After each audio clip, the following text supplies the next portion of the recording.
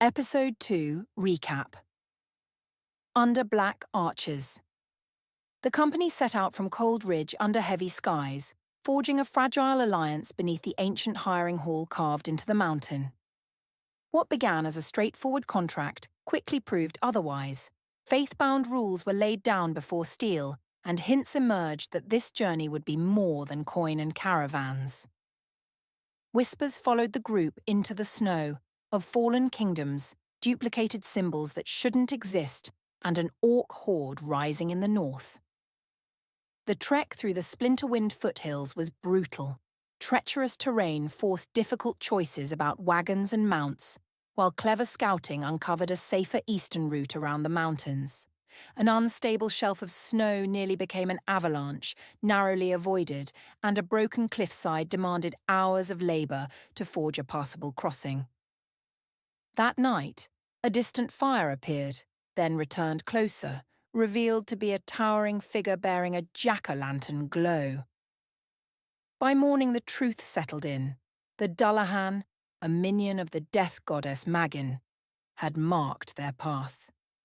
Descending into a sheltered valley, the party followed children's laughter that led not to danger but to Larkstead, a weathered village thought lost to time.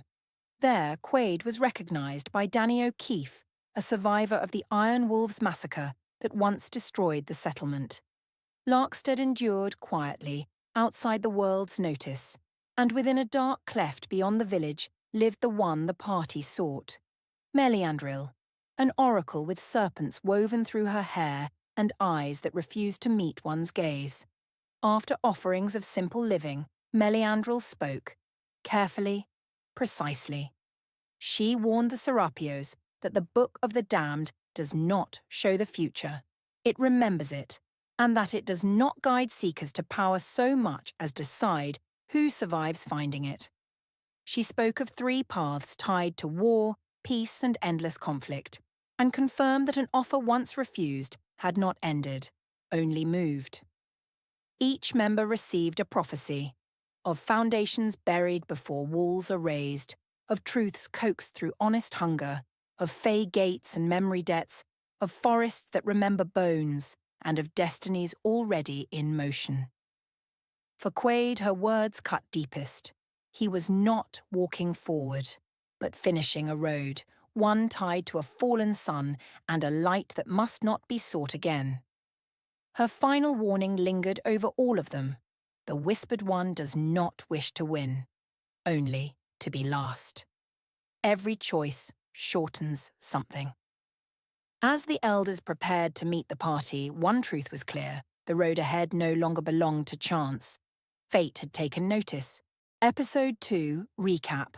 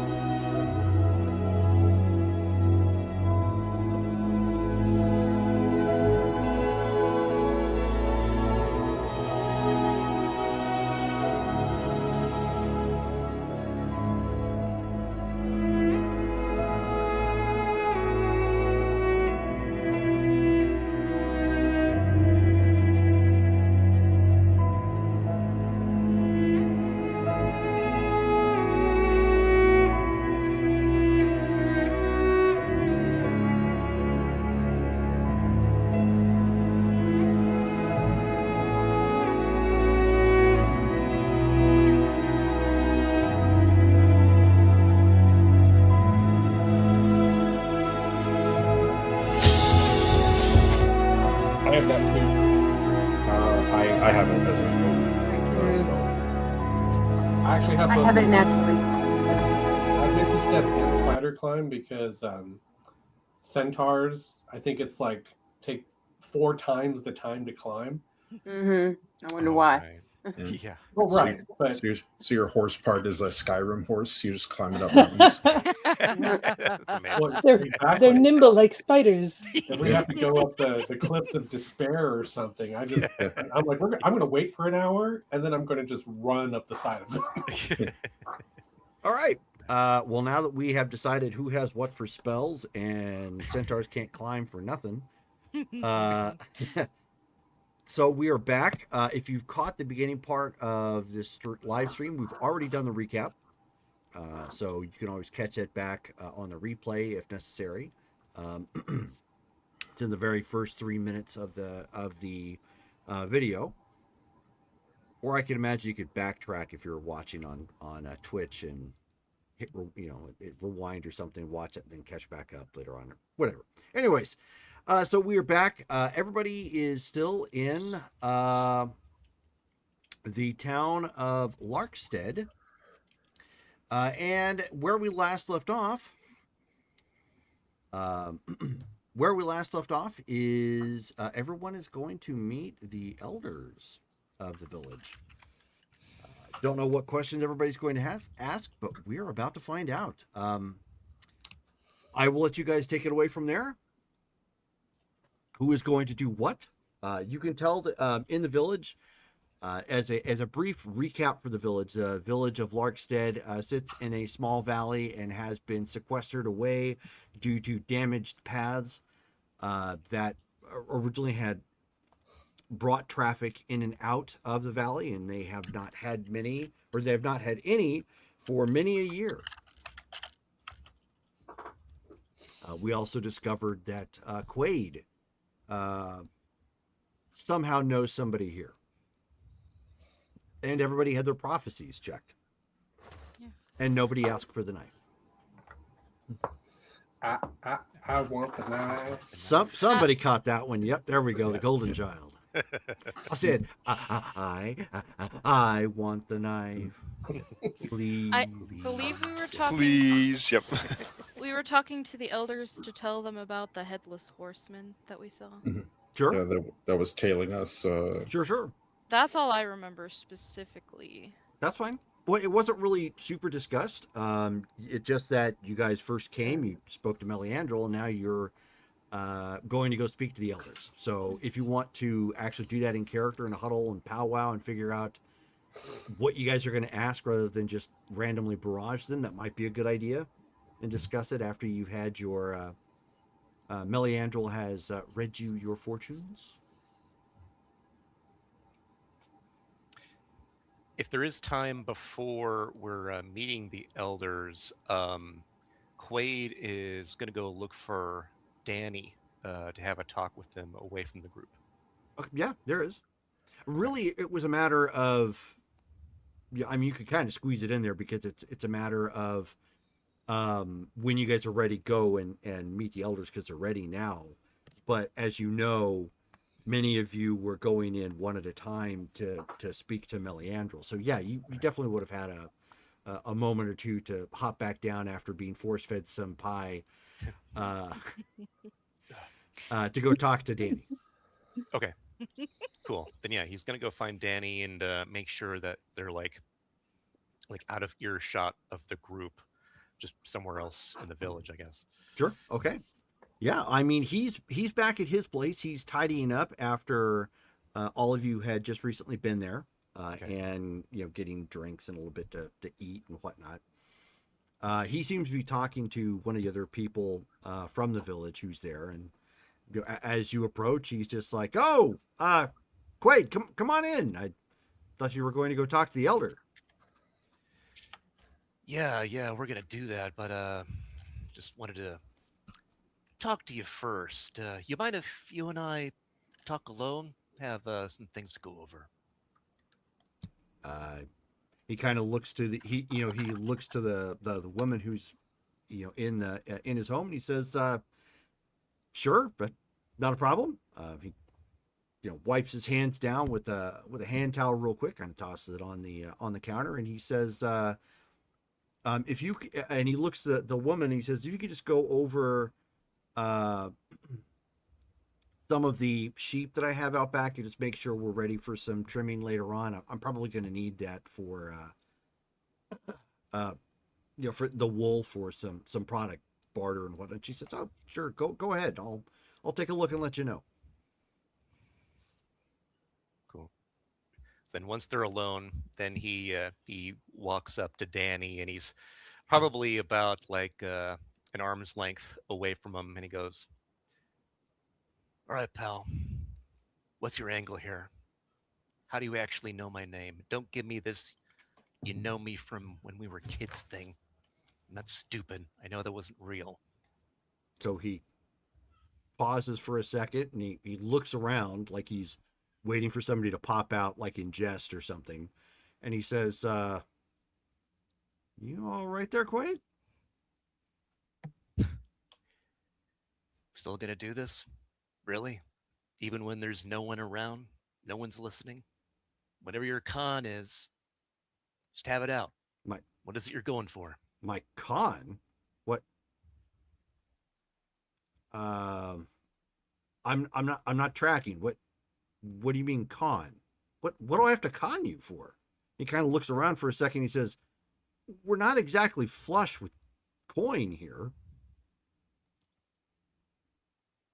Look, I don't know who you are. I don't know how you know what my first name is. I don't know why you think I was with you in a different village years ago, or it never happened, pal. I've only been in Hydralar for a year. And so he stops to think and he says, "No." And so he takes a moment, he kind of takes his hand and rubs it against your head like he's looking for a bump or something. And he's like, "Did you hit your head? Did you fall under the hex of some witch or something?" Please. No, of course not. A year ago, something happened in the world I was in.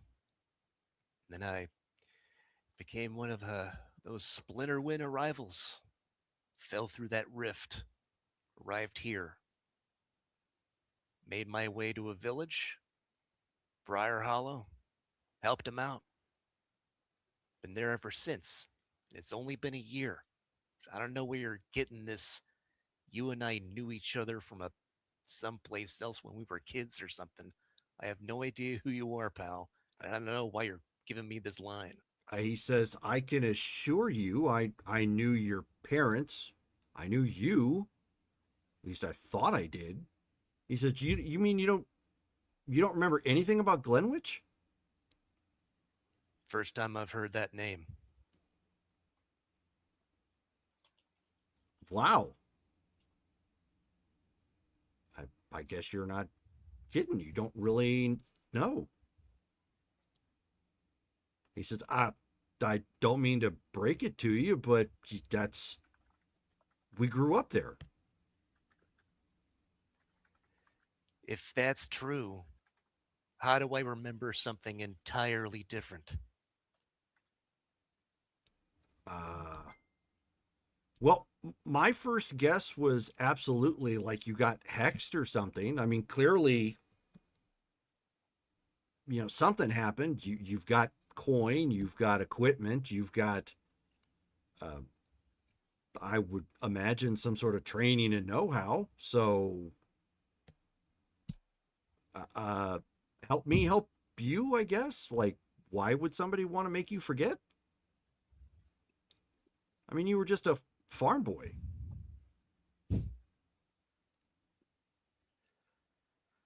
I remember a whole different kingdom. Not a ton. But I guess that's normal for people who arrive in Hydralar. At least that's what I've heard other people say. Uh, yeah, I mean, that kind of checks out as far as people coming off the Splinterwind Mountains or whatnot. It had something to do with like the ley lines or whatever. I'm not a magician, so I don't really know. So you really think you knew who I was and am, and I was this friend of yours from Glenwich? 100%. I mean, look at it from my point of view. Like, what am I gaining out of this by faking it? I'm not asking you for anything, and I'm not outside of knowing who you are. I mean, I didn't like make you uncomfortable in your group or make you lose a bet or something. I mean, No, I get what you mean. Yeah, what's your motive? All right. I just thought it was great to see somebody else who lived. I could have swore everybody else died or was taken off into slavery. Hmm. How long ago was that? How many years? Uh, Good grief. Trying to think of the winters. It happened. I would say probably 7 or 8 winters ago. Maybe a little bit more. 8 years. Why don't you give a passive perception check? Okay. Okay, rolling wisdom. There we go. Perception.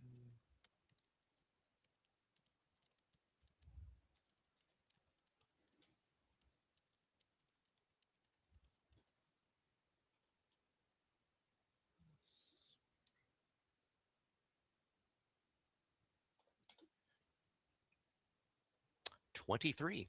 Okay. Uh, Oddly enough, that kind of lines up with you finding your adopted village. Okay.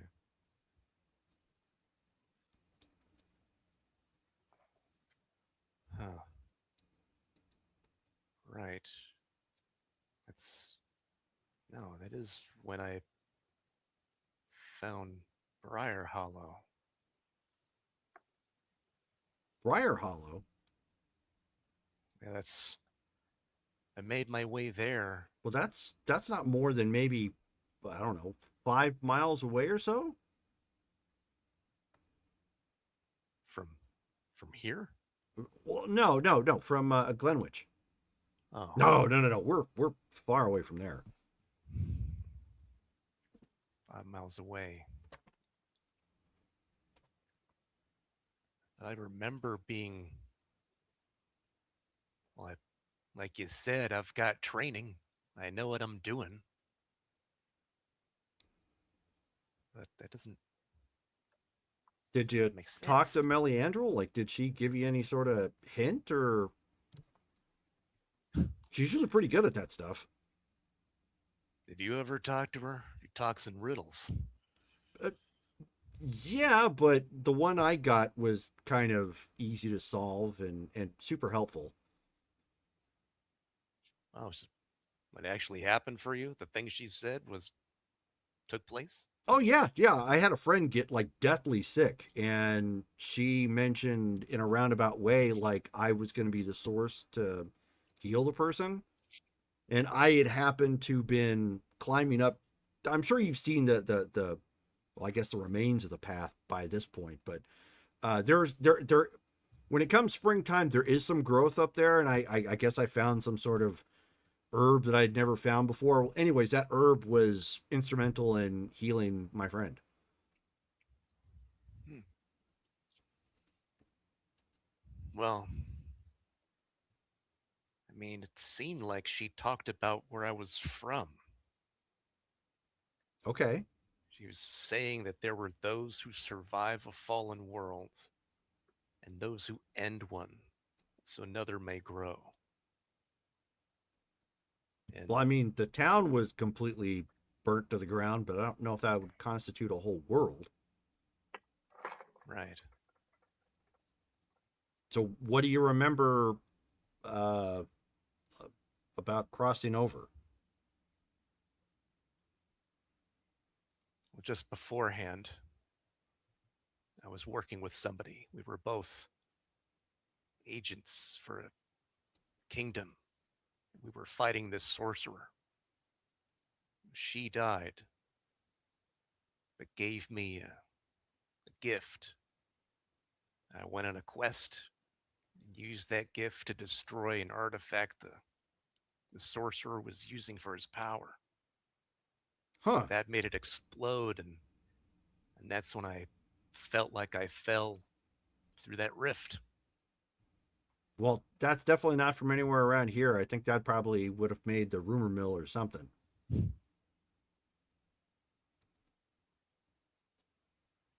I don't get why I'd remember that if it didn't happen.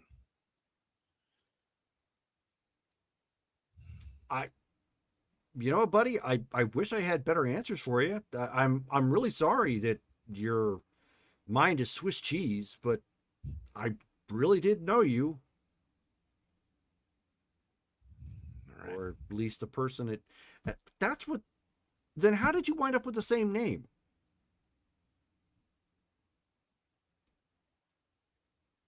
That's just what I remember my name. I don't remember that McGinnis you mentioned, but I remember Quaid. Hmm.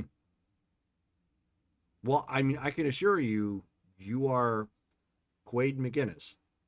But wow, that this has got. I heard rumor that there was these old ruins that. Again, forgive me, we haven't been out of the village in quite a while. It's all been here. But Theria at one point made a token effort to post up these people at I don't know, some ruins that apparently were on the other side of the mountain here. And from what I heard, they had a library there at one point in time. But this library was not, I guess, not like our library. It came from some culture beforehand.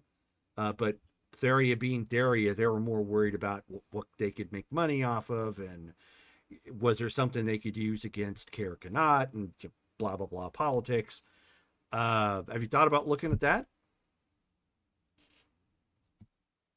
Didn't know that was there.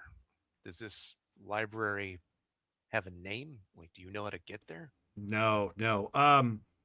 I know I do know the ruins it's at, though, or at least not the direction, but like what they were called. Um, uh, if you give me a few, I can go back to my house and maybe rummage through some like notes I took or something. Because like I said, we used to have people that came through here all the time, and I know I found it out from them. I'm drawing a blank right now. All right. That's fair. That's fair. I'll give you time. The party and I are apparently going to be talking to village elders in a bit, so maybe we'll meet up there. Okay, yeah, I can do that. Just I'll obviously hang outside.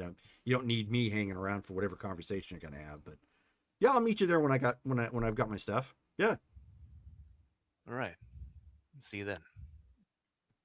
So he kind of waves and starts walking off. Yep. He turns and leaves and heads back to the party. Okay. So at this point, everybody has finished up with their with their prophecies and their pie.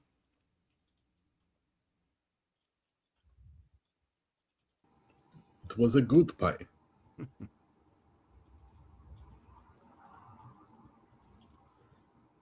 At this point, you guys see Quaid come walking back. He's probably a little puzzled, in his face, more so than he was before. Erenthor is going to walk up to Asonia and be like, we have spoken to the Oracle. Is there anything else we have need to do on this mission of yours? Well, I had hoped to have clearer answers. I'm not actually sure where to go next to find the thing that we're looking for. What is the thing you are looking for? A book. A book that should theoretically have answers for where to find something important for my client. Did you ask Melandriel where the book was? Yes, she didn't say, but she did say that the book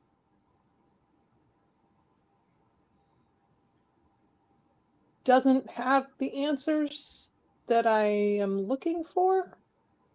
I think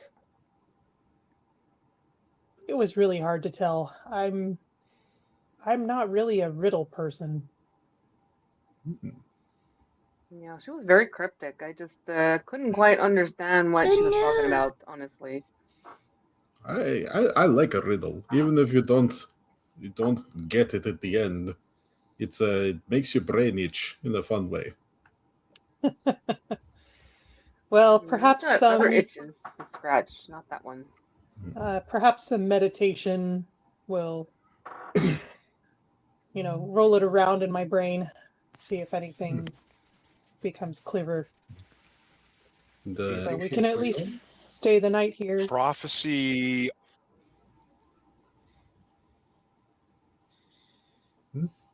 Prophecy, you were saying?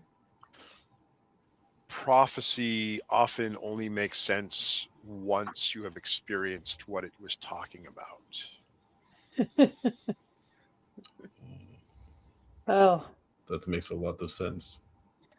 it does, but it doesn't tell you which direction to point your feet.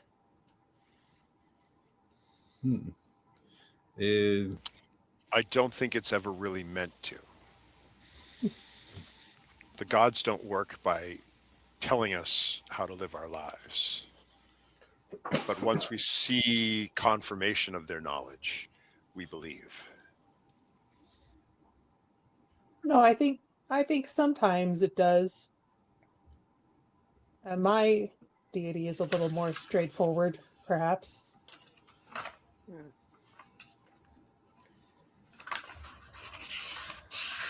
Well, you could tell my future. I don't have a past. You don't have a past? I don't know. I assume I have a past, but not after I came here. Oh, did you cross over? Yes. How long ago? Several seasons. Hey, samesies. I'm also not ditto. from here. I crossed over only 2 weeks ago. Hey, you're the new guy. New gal. Yeah.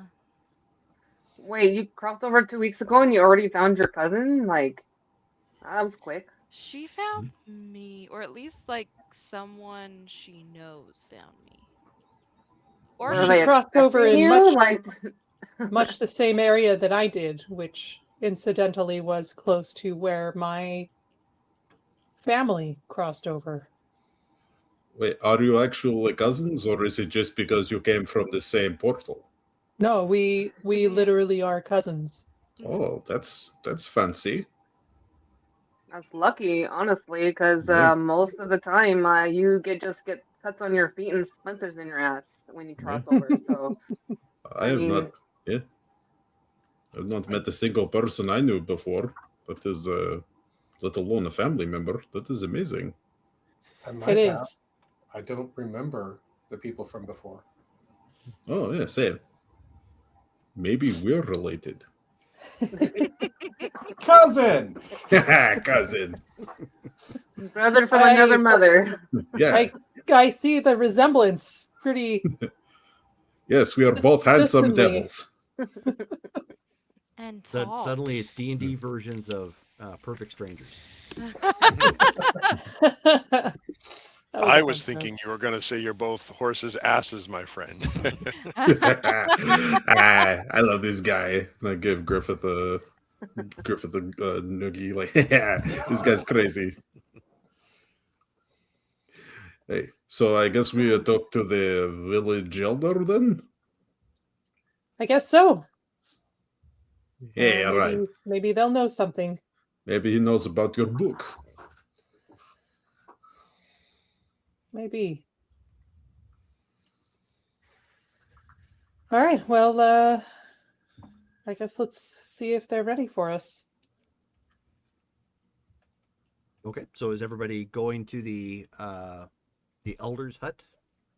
Well, it's basically like a communal longhouse of forms where everybody just shows up for village gatherings and events and whatnot. Is everybody just going there then? Yep, nobody else and has Zara anything will to say? grab an extra piece of pie on the way. Okay. Right. We're gonna run this village straight out of pie. Well, they need to stop making good pie then. Yeah. So you make your way back through the village. Of course, people are still watching you as you come about because, again, you're all strangers that they haven't seen in quite a while. Some of the kids, however, are back off to playing. They've got their wooden swords and their melon lords to slay. As you enter the longhouse, there are two people that stand on the outside. They're acting kind of like guards. They're not really guards, but they're strapping members of the community. And they, one happens to have a sword, and the other happens to have an especially sharp pitchfork.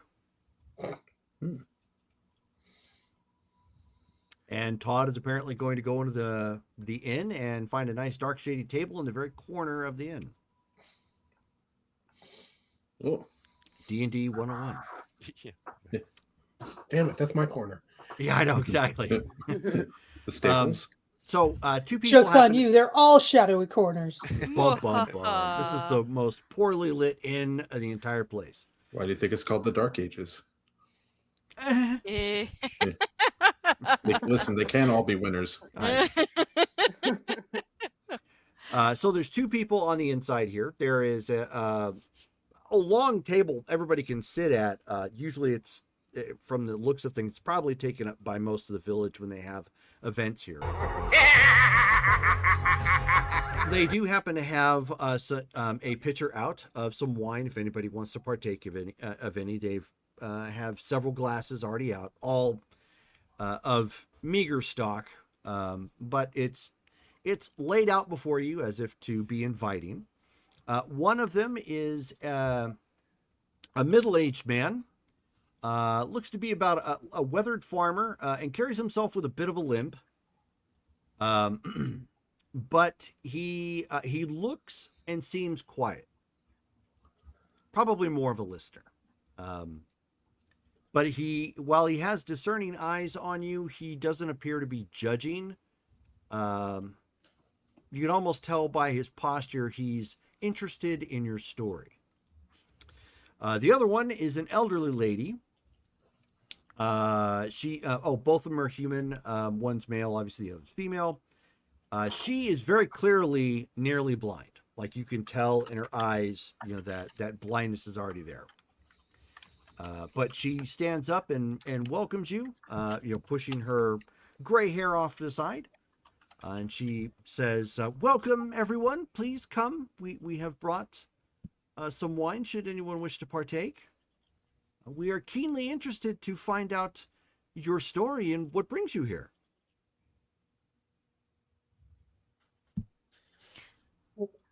We came to speak with your seer. So she was reputed to be somewhere in this area. So she chuckles slightly and she says, would seem that the rumor mill has not died. We also came by way of Denipenix and the master there is very curious whether your village had survived. So, if you're not opposed, I'm sure they would like to establish some renewed trade efforts. And so she kind of looks to the man, and then she turns to you, and she says, "Well, I've never heard of such a village." It's a town built on some ancient ruins underground. Interesting. It was recently excavated and resettled. Oh, I see. So much has changed. She whispers something to the other man, and he just kind of nods. And she said, so she looks around, more a force of habit than anything, given the fact that she's kind of blind. And she says, "But was that it? How did you make it through the pass?" Carefully.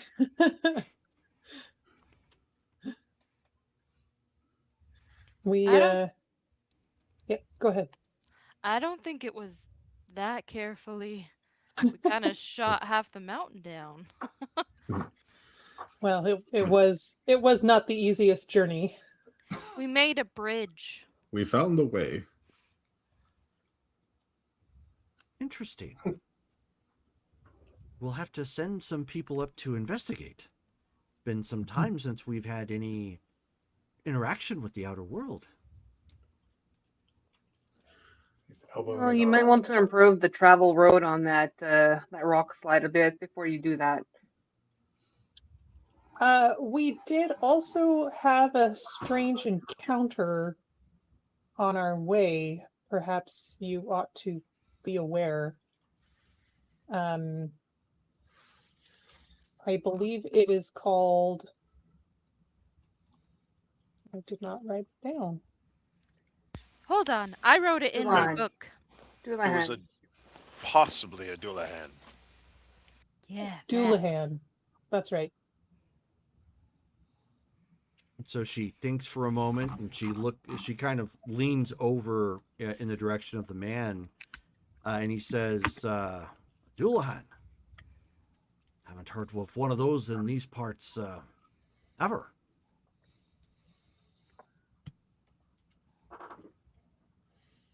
Weren't they the servants of Magain?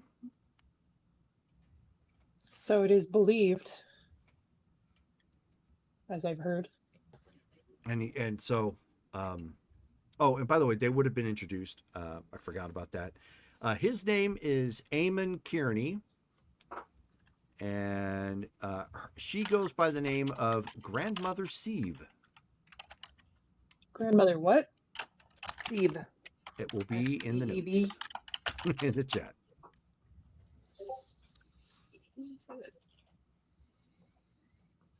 And Grandmother Sieve. I will be right back. Okay.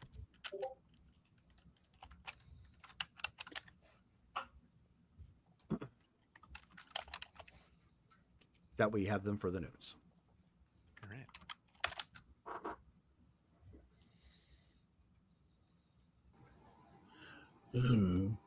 We'd like to also thank you for your hospitality, by the way. We were not sure what to expect when we arrived here, and it was a much friendlier welcome than I hoped. So Grandmother Steve kind of rolls that around in her head, and she says, "Well, you didn't perceive to be evil, so we thought it best. Outside of the frightened children." I'm glad to hear that assessment. But could you tell us more of this Doulahan? They only come around the dead, or an effrontery to the dead, if I'm not mistaken.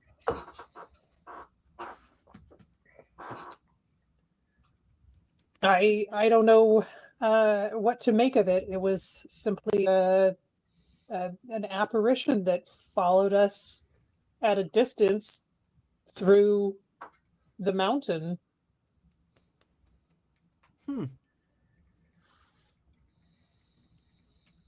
Well, we'll light some candles and offer our prayers up to Tyr, and perhaps to Tyr and Inaris, and perhaps that'll be sufficient.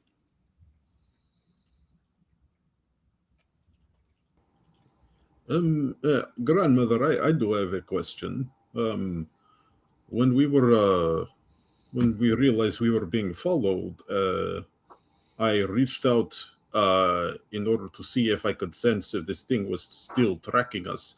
And I did not detect an undead, but I detected a celestial nearby. Is that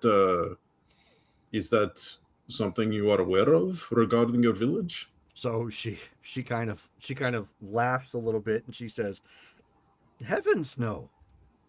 I haven't any idea why we would solicit such attention. Perhaps it is something to do with your adventuring party." I had not considered that. It's possible. All right, bad, no mind. And she reaches out a second, and she feels your forearm. And reach up. She's like, "Oh my, you're quite the large lad." Yes, I am a Firbolg.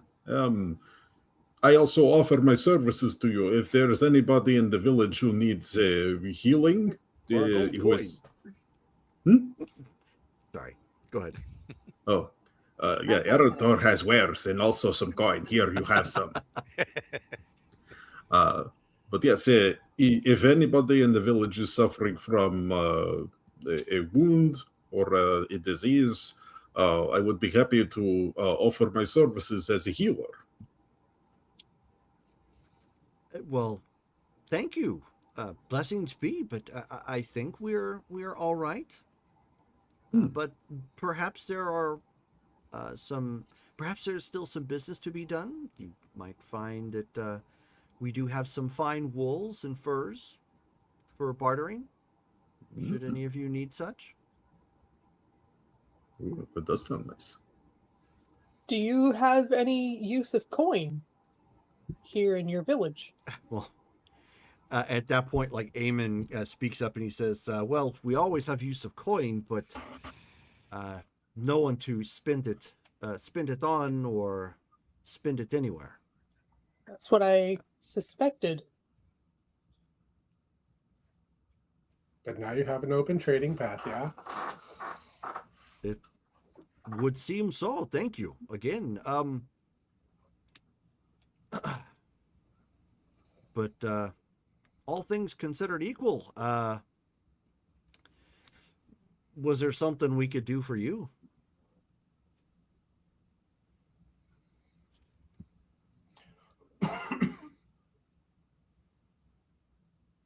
I think Aaron Thor kind of looks over at Asonia like,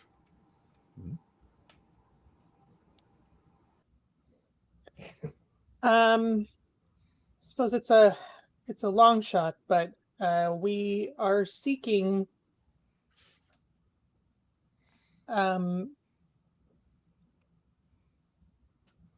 shoot, no, I can't remember what it's called. Oh my gosh. All right, hang on. Maps would help. Okay. The we're dead. I couldn't remember if it was the Book of the Damned or the Book of the Dead, so sorry. The Book of the Darned. I got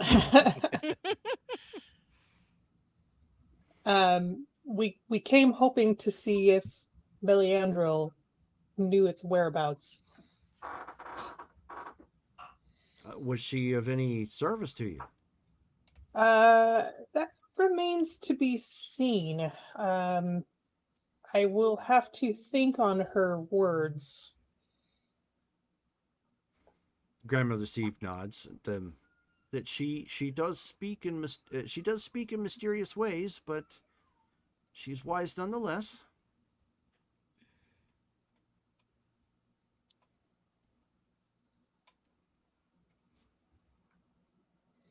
Eamon speaks up at that point. He says, well, as you've inadvertently helped us with the way north, would it be too much to ask if you could assist with the way, or with the way south of here? Would it be too much to ask if you could assist with the way north?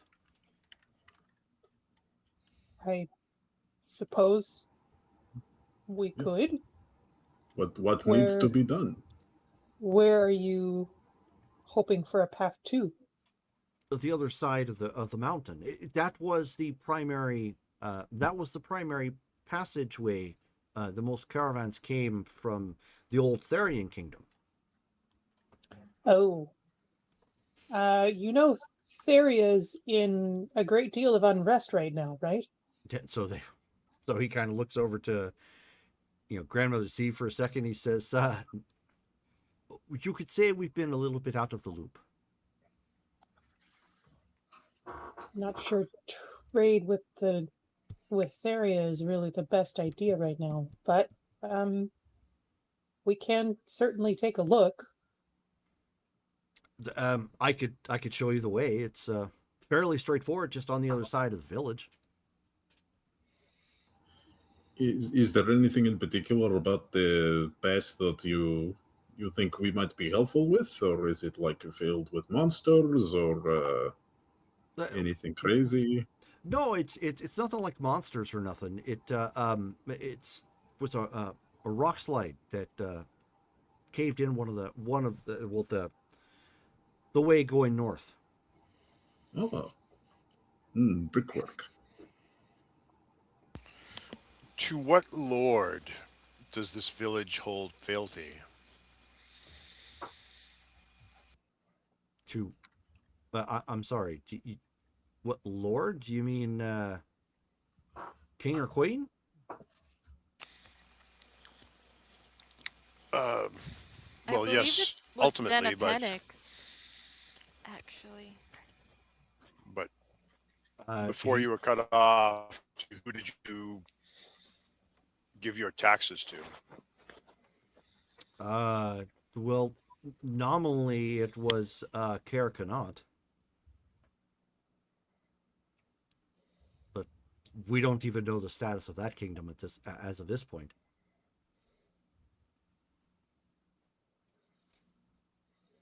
It's thriving. The steward was overthrown, and there is a new queen now. She's established order, and the roads are clear and safe.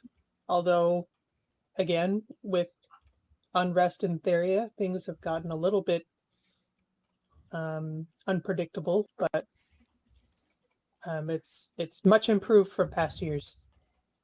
And how long have you been out of touch with the rest of everything? So he stops for a second, like he's trying to do the math, almost kind of like How many mentally seasons? Like drawing out. He's like mentally kind of drawing it out with his hand a little bit. And he says, I think we've been out of touch for 10, 15 years or so. Oh my. Okay. Yes, you're bringing all kinds of information to us that's greatly helpful, somewhat disturbing, and yeah, and I can say that as those that are in the know, I think I agree with her and said that you probably don't want to open trade routes at the moment with them, like because you don't know like all the details, and it's probably not the best idea at the moment. Like I mean, just saying, like you said, you've been out of the loop for a while, and then things have changed in 10, 15 years. Fair You need to enough. take things a little slow. Start with one place, not that one, and go from there. Well, if you could assist us with the opening of the northern route, I'm sure we could get some people from the village together and come up with a sturdy gate or something to put in place to measure the people coming in and out, and to add an additional layer of protection. I mean, I more than happy to free up the pass. I mean, who wants to be? I mean, I wouldn't want to be stuck in here. No offense, for 15 years. I mean, I need to travel. I need to go out. But yeah. I mean, I'm down to help, but not just my vote. I look at the rest of them. Yeah.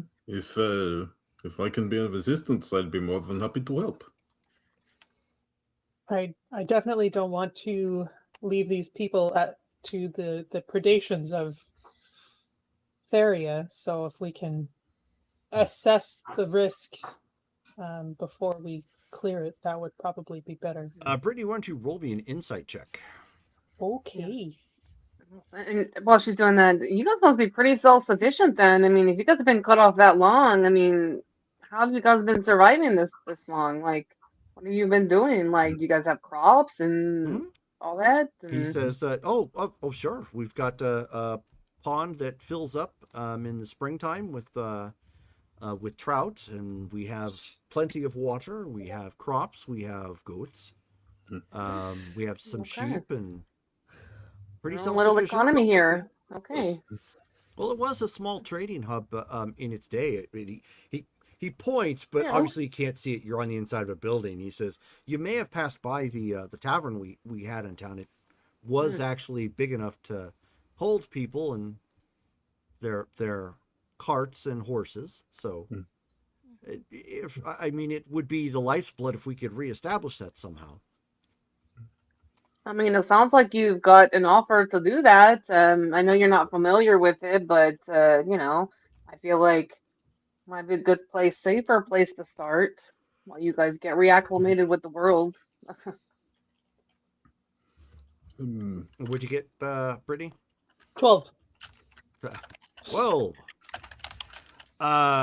Based on the maps that you saw when you were in the Coleridge, the Coleridge mines, right? If you are where you think you are, and this tunnel goes to basically out the north side of the mountain, that's actually putting them almost smack dab in the territory that Eldara Serapio has claimed. She wasn't a Serapio. She was a Serantis. Sorry. I was like, she was not a cousin. I would have remembered that.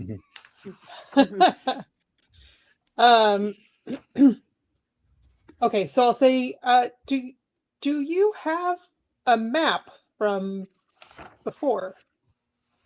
I'm unsure exactly where we are. Of course.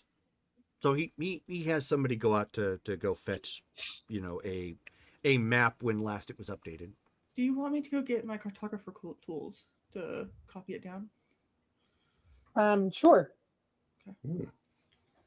It couldn't hurt. To show them where the new territories are drawn.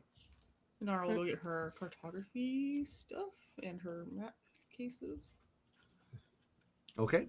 And bring them back. So why don't you go ahead and that's a proficiency tool, correct? Mm-hmm. Yeah. Why don't you go ahead and give a roll? Okay. Can I help with that because I also use cartographer tools? We'd be like looking over her and like, oh no. Sure. There you go. Sure. A little more west. Give her advantage. That'll give Callie an advantage. Yeah.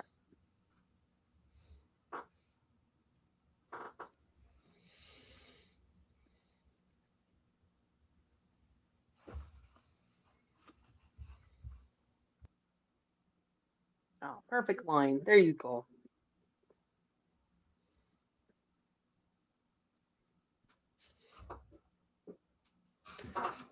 Follis is also helping, but he has no idea what he's doing. He's like, is that a mountain?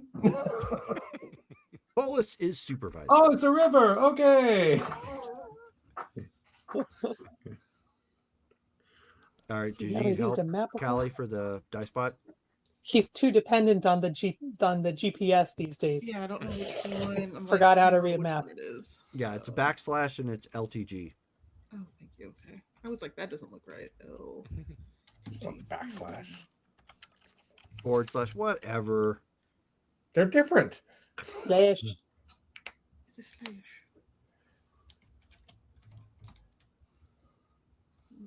again. You do have advantage. Yep. Yep. So 16 So that is means the high number roll so twice. Roll again. Yeah, roll again, exactly. Roll twice and take the higher. far. Yep. Yep. 16. 16 So still good. 16. So actually, this map is pretty helpful. This is a section that is pretty vague. As far, even though it's older, obviously it has some places located on here that was not on your map. So obviously you can, do some corrections. You can add the village that you're in here and where exactly it is, in the mountain range. Just on the other side of the path, obviously their map shows Theria. That's all area that belongs to the Kingdom of Theria. And one of the closest locations on that particular map is the ruins of Caer Lornoch.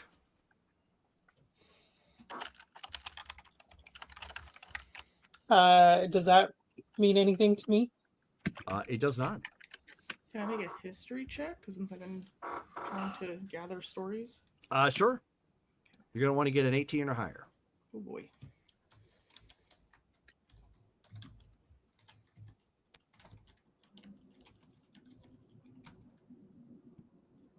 That'll be a 26. Oh! Nice. College of Lore. Nice.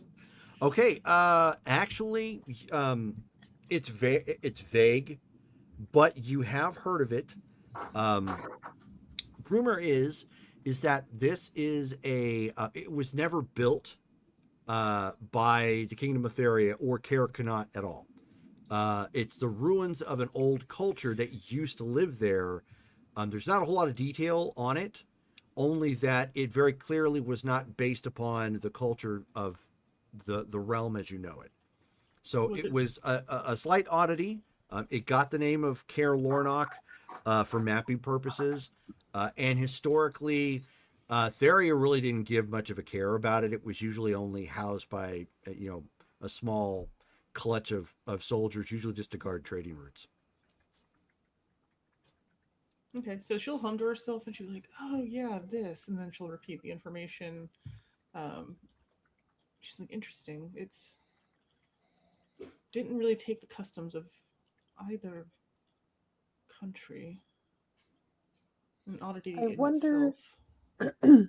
I wonder if that's the same era as Denapennix.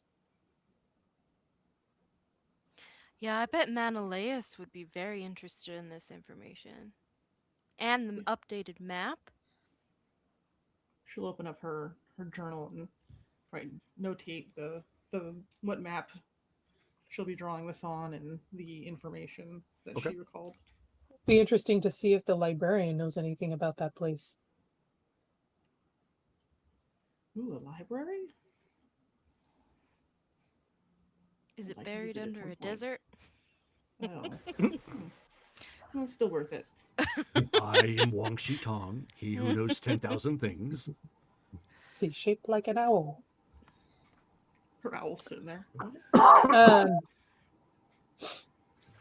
So as we look over the map, I will turn to Alamora, and I'll point out the area, and I'll say, "Isn't this the area where they were trying to resettle, where they were taking bids for settlements?"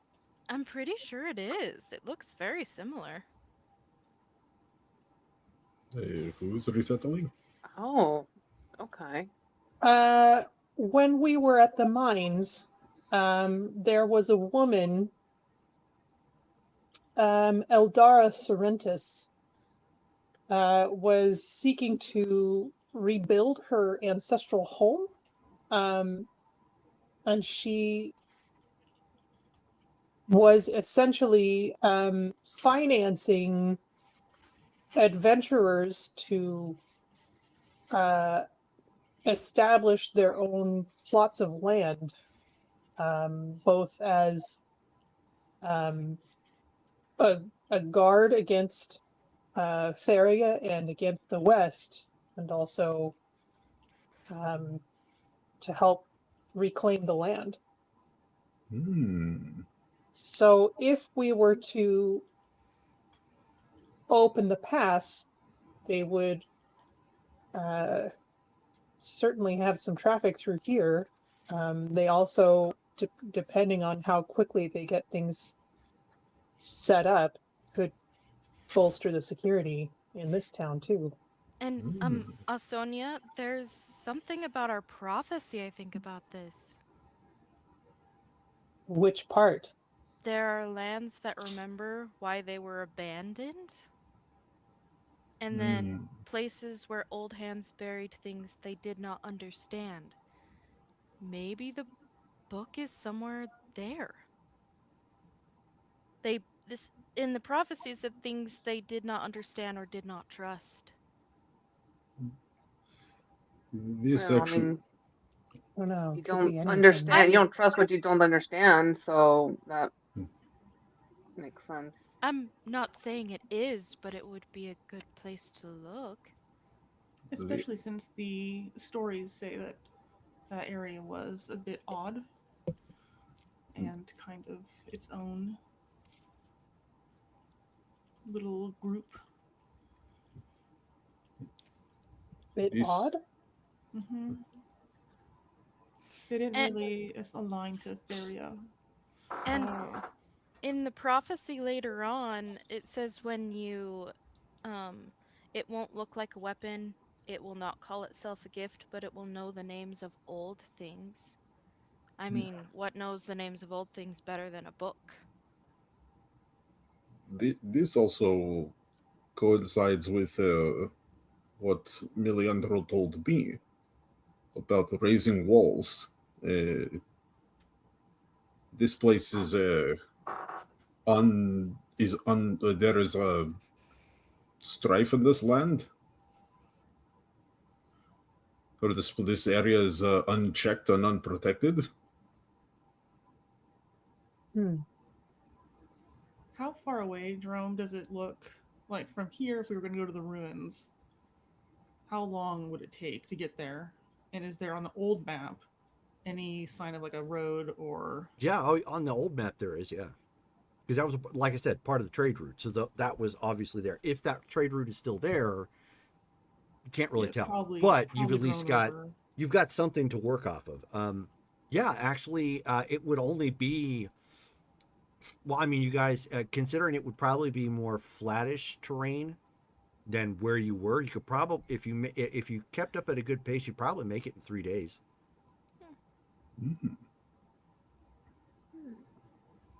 Where does the? Okay.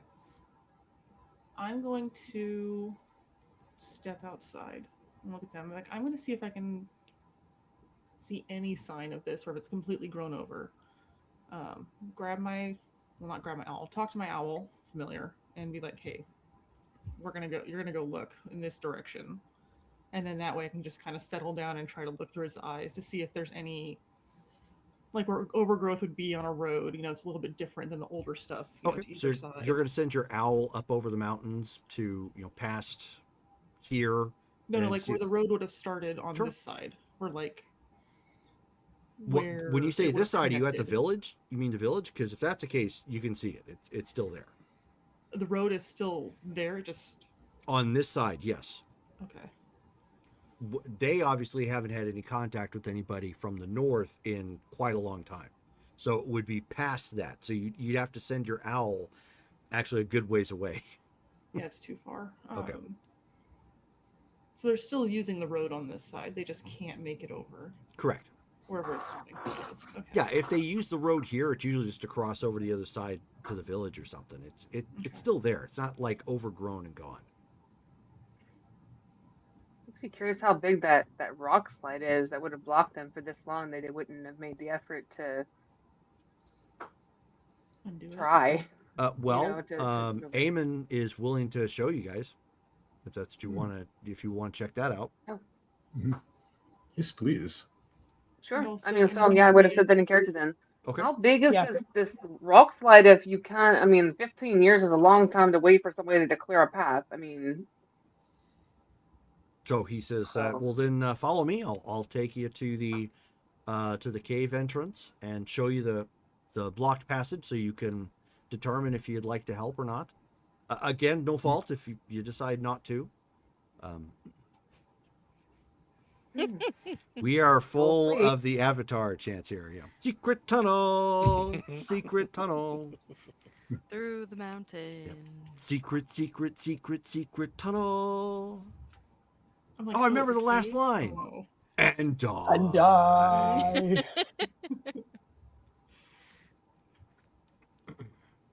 Yeah, exactly. Purple melons all through the mountain. All right, so over the mountain. Oh. Eamon takes you to the tunnel. The tunnel, of course, is still fine. You can actually tell that the tunnel, at one point in time, had been man-made. So there's like layers and work and and support structures that go on the inside. And when you get to this part of the road, we haven't experienced it yet, or most of you haven't. But much like the Roman roads of old, they have imperial roads as well throughout the kingdoms. And this road, when you get into the tunnel, is layered like that. It's specifically layered. It's rocks that are rocks that are layered and kept at a reasonable shape. There's obviously grooves where carts have come through and whatnot. So it's work has clearly been done on this tunnel. When you get on the inside, you have to go for maybe 2 miles or so. It's a long tunnel, but every so often you'll come across areas where carts can pull over and let others by, kind of like what you saw up on the passageways in the mountains. But you get to a point where it shows like there's rubble everywhere, like something happened. Support structures kind of gave way, and it's completely blocked. I'll just lean over and be like, is there any sign of anything else living in here? No. Outside of Just be like, no. outside of some occasional plant life, no. Okay. Does it look, how thick does this, like, I mean, does it look like it's passable? I mean, I guess I'm trying to estimate, like, how thick does it look? Like, how thick is that rock slide, that's blocking it? Like, is it, That is a great question. how many? In 4E, there was like mountaineering or something like that would have been a good one for here. Or can I estimate? Can I roll maybe survival or something? Maybe I could guess. If people want to give an insight check, go ahead and roll that. You can give me. Let's see how my dice are today. Let's see how long this is going to take to cast. I can change my feel familiar. Alamora will have no idea, so I'm not gonna roll. Okay, fair enough. Yep. Give me an hour and I can probably get my familiar to turn into a rat. I can go in there. 14 for me. 19. 19 too. 5. I guessed it. I got up to 4 last game, so now we're at 5. Hey. Okay, so those of you who rolled 19, it's gonna take work to break down the rock, to build supports enough to repair the damage to the tunnel that's there. Okay. Could I estimate if there's any way to clear out the extra rubble, I want to say additional demolition or whatever, something that would take off the extra rock without us having to move that physically? So you got a 19, right, Zara? Yes. It is absolutely possible. Nobody has like any gunpowder or anything like that, but if you had powerful enough spells, maybe. Jerome, I also got a 19, but like we definitely need to build up supports in order to make sure that this thing doesn't collapse on us again. Okay, correct. So we're gonna need timber as well. or do they, or is there like already like, is it like stone supports or is it like wooden supports? Wooden. Okay. Okay. Yeah. So if you guys, so basically, I'm not going to make you guys role play through the whole thing, but if you come up with a feasible plan, which between Aaron, Thor, and Zara, you guys probably could, given those insight checks, you could, because obviously the village doesn't really know stoneworking like that to refashion the tunnel and whatnot. Woodworking, however, is right up their alley. So you could task some of the villagers, through Eamon, to build some of the support beams that you guys need, and then you guys could tackle the stone. And then if you come up with a feasible enough plan, we could fast forward through that as you spend a day or two to work through that and get that fixed. Hear me out. So my idea would be to help ease the burden of all that extra rock is basically find a way to control the explosion to just blow it out and away from the entrance with the additional support. So that'd be sort of a way to, I guess, work through with what I can just turn into something that can dig it out. Let me think. Yeah, I can pick up the rocks and also move them. I worry that blowing things up before the supports are in will just cause another cave-in. But if we move the rocks to the side, we can worry about getting them out once. Because I'm assuming the cave-in is towards the end of the tunnel, or is it? It's about well, midway. I meant What was that, Rachel? Everything kind of stopped for me. I, for some reason, like glitched there for a moment. Sorry, not sure what happened. Can you guys hear me? Okay. Yeah, we can hear you. There was a little bit of a slingshot effect because you slowed down, but you're back. And she's gone. Yep, and she froze again. Yeah, unfortunately, I don't have a spell that is especially good at clearing out rock, but I do have strong arms and a can-do and attitude. So Folus doesn't have any ideas, but you guys did see him use the shatter spell on the way down the path, so you know he has that. Mm-hmm.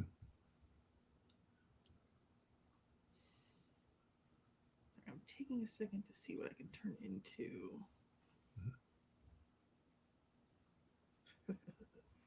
I could summon a fae. I don't know if they have any like. What's a fae spirit? Hold on. Like a dryad. We could. Can you hear me now? Yes. Yeah. Mm-hmm. Okay. Killer whale is not going to help us. Okay. We could make some picks and mallets. Maybe we could start breaking down the rock and cart it out. That's always a possibility. If you're trying to just go manual labor. If nothing else. Yep. I can Eldritch Blast the rock, make it smaller. I can turn into a giant ape. So can I. Hey. I just want to be some mammoths and get this done. No. I think probably the thing to do is just try to lessen the load on top first, and if blasting the rock off, I mean, I think that'll help. Yeah,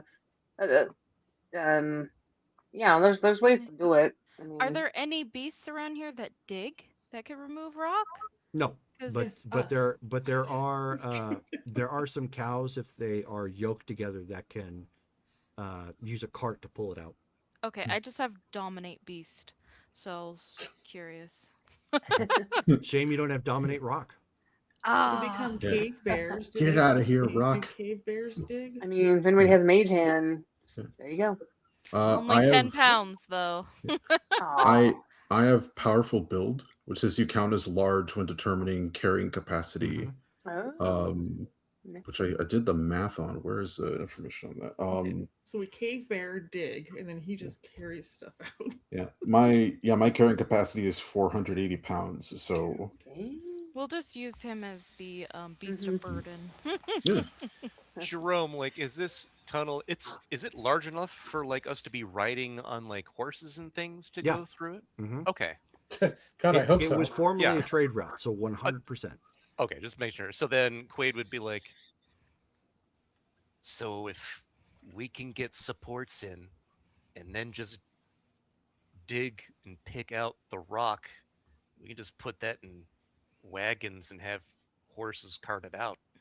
I Mhm. mean, doesn't seem like that big of a deal. It just takes time, right? Sure they did Yeah. dinosaurs. I haven't the ability to call forth her miracle today, but tomorrow Dianthos might grant me the ability to shape the stone. That might make supports.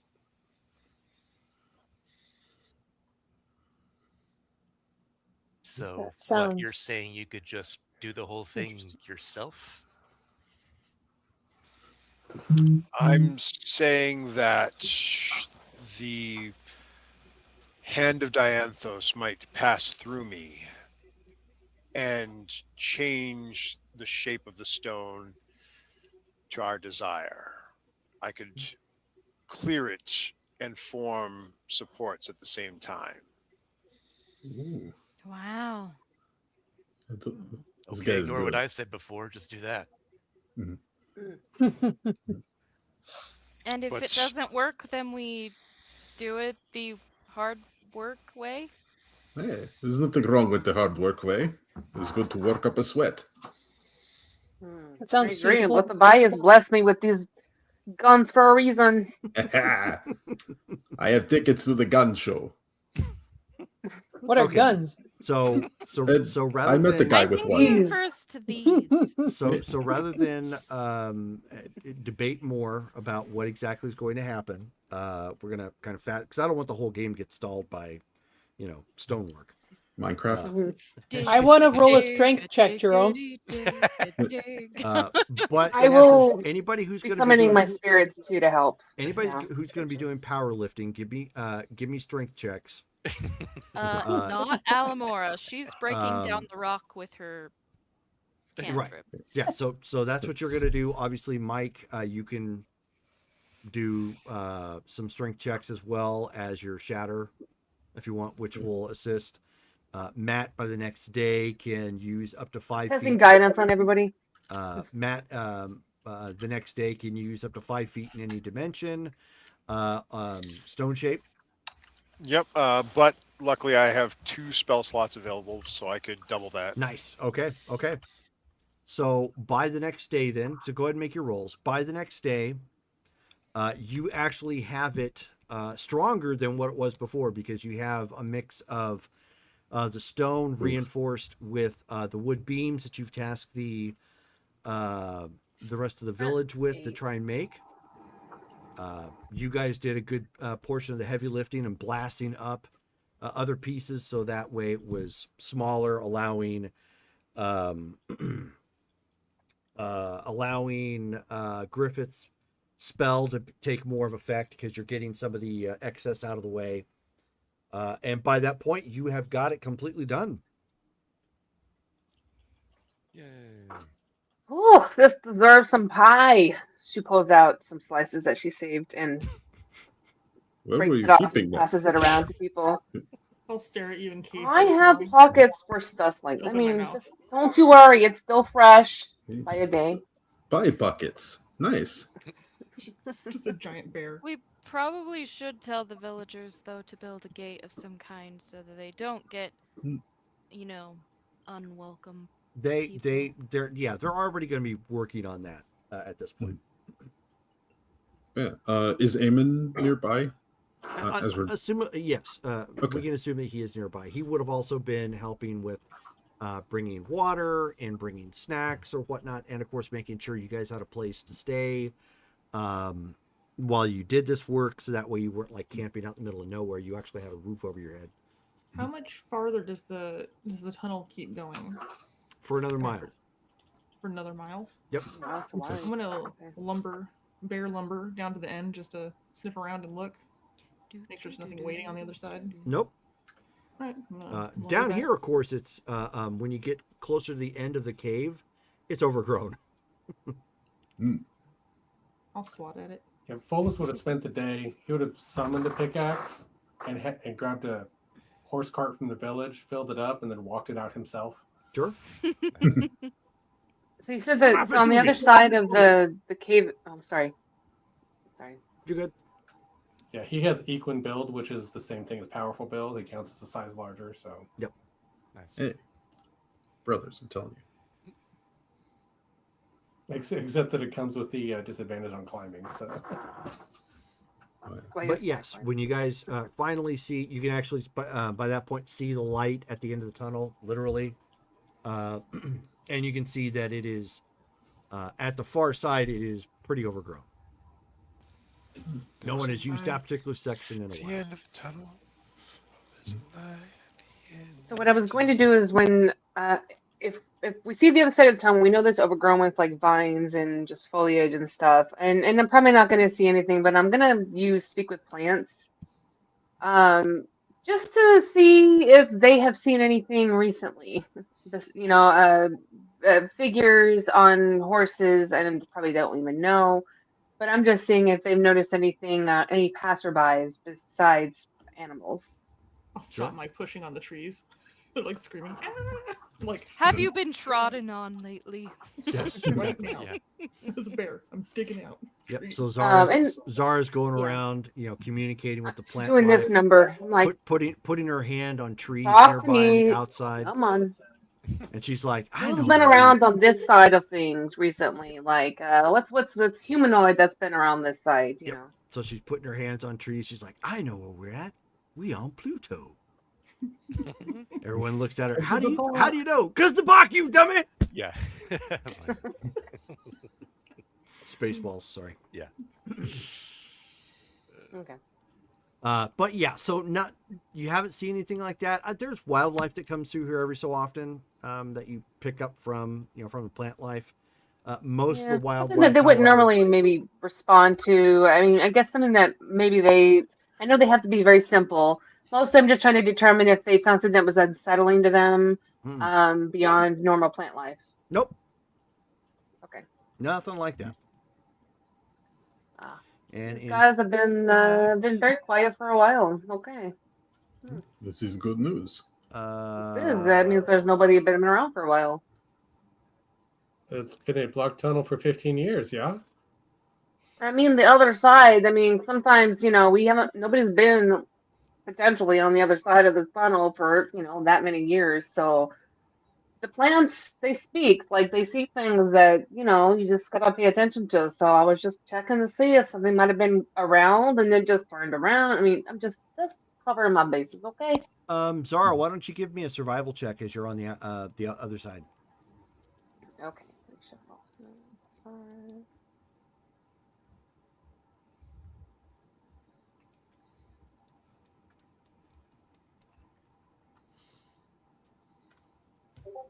16.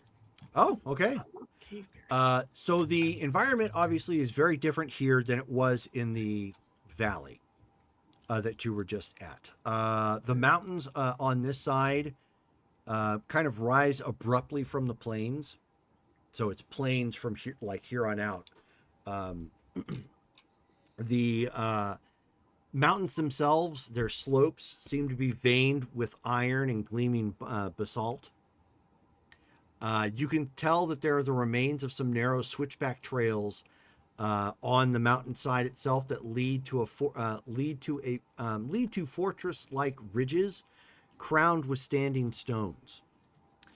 And it looks like you can faintly see where the Imperial Road continued on, even though there's grass and everything still overgrown. It does look like from the road, the Imperial Road, I should say, that not only was this part of an Imperial trade route, the road itself, but the mountain itself may have held value at one point in time. Does it look like any of the roads have been interrupted recently based on the foliage? No. If it looks broken or anything. Okay, so it's been covered for a bit. Yeah. Okay. Okay, so I'll look ahead and I'll just kind of go back. Interesting, like nobody's used these for a while, but there seems to be some open routes. Actually quite developed. You should go see. Like she kind of motions him ahead and explains what you explained. I'm not gonna, um. So How far north of here are the ruins supposed to be? Do we even know? didn't they have a map? You sure do. So I look at From- the map that from- Kelly's character drew. From Sorry. this point, it Forgot should be character about 3 days. But Yeah, we could well, see 3 the. days north, it seems. And add a character real quick, Matt. I need your birthday month. March. We have another March birthday. Uh-oh. Nice. Double March XP. Yep. That's exactly what that means. Fantasy air horn. In October. Okay. So when Folos comes out of the hole, there's gonna be like a big sigh, and then he's gonna just like gallop a big circle through the plains, Okay. stretch his legs some. Yeah. Sure. You needed that. Careful, there's some pot. Oh, no. Okay, good, you missed it. I'm gonna Potholes. roar and see if anything answers. I'm like, no, all right. No big predators nearby. Yeah, no, from here it actually looks pretty peaceful. Just kind of some rolling plains that are coming off of the mountain here at this point. Kind of look back. Do they expect us to clear the paths that have been grown over, or they just wanted us to clear the blockage, right? Just the blockage. Okay. Is there anything that would impede if we took our wagons? Nope. Oh, okay, so it's like more like grass, not like giant trees. Oh no, giant, yeah, but it's all like just tall grass. bushes and grass. Okay. So this is the land where the lady you spoke of, Asonia, is needing someone to rule or to take care of. She was distributing land, fronting the cost to settle in exchange for repayment in, did she say 5 years? 1 year? Is that a good deal? So I think I'm confused. Did they want the land that these people are already in as part of the settlement? Like, were they giving away their land as part of it, or were they? I think I'm a little confused. They are lands that nobody currently owns, or no one currently claims. People there. If there's people there, then they either don't belong there or they weren't the places that we were talking about. Or they're the people that have started to settle. I guess it depends on whether they're friendly or not. But this place is stuck between an orc and a farrier, yes? Yes. Okay, I'll draw my polymorph. He invited us to buy in, but I didn't think it was prudent, seeing as I had business already. Is she in the stereo? Can I go and talk to her, or is she's back where we came from? I don't know.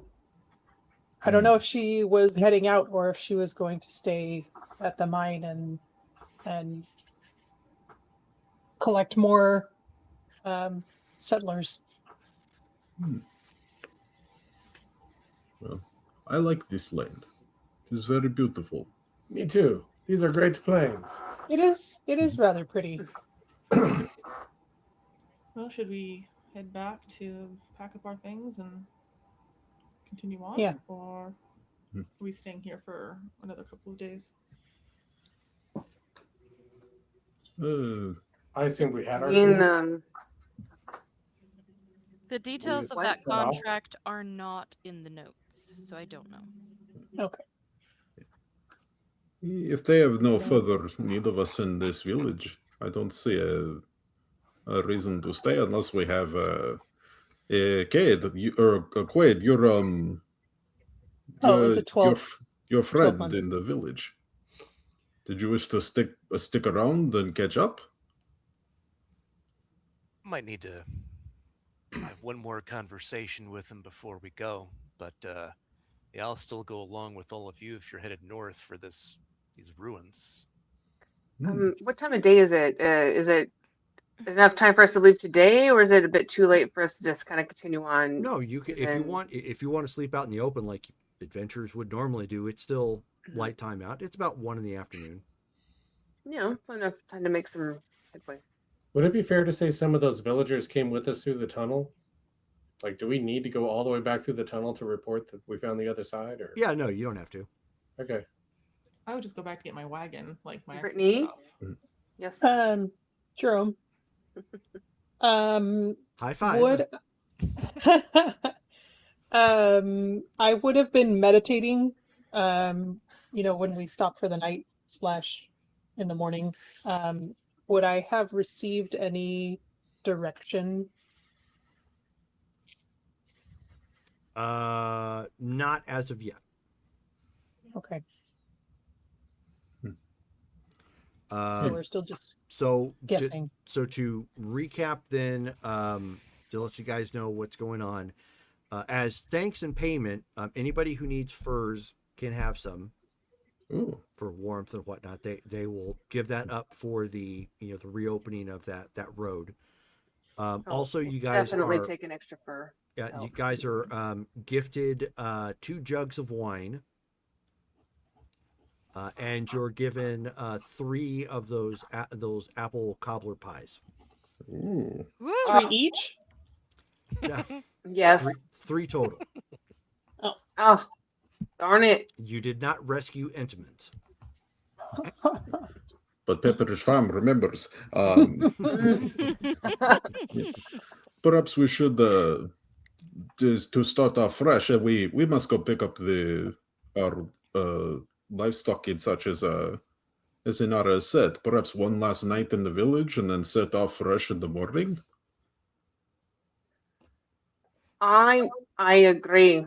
We need a celebration for accomplishing that. I mean, Yes. I mean that's a work. I mean, absolutely. I would be happy to cook and celebrate. Just create a feast.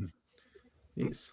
And it is possible that soon we might be neighbors with these people. So, yes. Brittany. Jerome, I would like to speak to the elders, and I'll mark Denipenix on their map, and I'll suggest that since we're going north, that they might send somebody to Denipenix to work out some kind of a trade agreement. Okay. So that we don't have to go back that way. So I'll maybe write a note to Manalius and send it with him. Okay. Just explaining what we discussed. Exactly, right. Alamora tries to convince her to send some pie, but wouldn't probably make the journey. So, are we staying? It sounds like last you guys evening. It sounds like you guys are going to stay the evening, head out in the morning. Perfect. Mm-hmm. Zara claps her hands together and immediately sets off to the tavern with food to go arrange food for a feast. And she's absolutely going to get a whole few tables together and just coordinate food and everything. So okay, she's going to know how much that'll cost and what I need to roll for that. So what season is it? It is you're in the winter season. So when you guys are talking about heading and back, I'm in spring season, just so you know, so it's very bright and bubbly for her. Okay. Sorry, Mike, go ahead. Said when you guys are starting to talk about going back, Follis is looking at the hole and looks sad. Aww. It's okay, buddy. We'll be back here in the morning. I'll be here. You're going to stay out here? I have not been in plains in a while, and the village is hard for me in the snow. Do you want us to bring anything back with us? I am Do you need self-sufficient anything in now, town? but I will.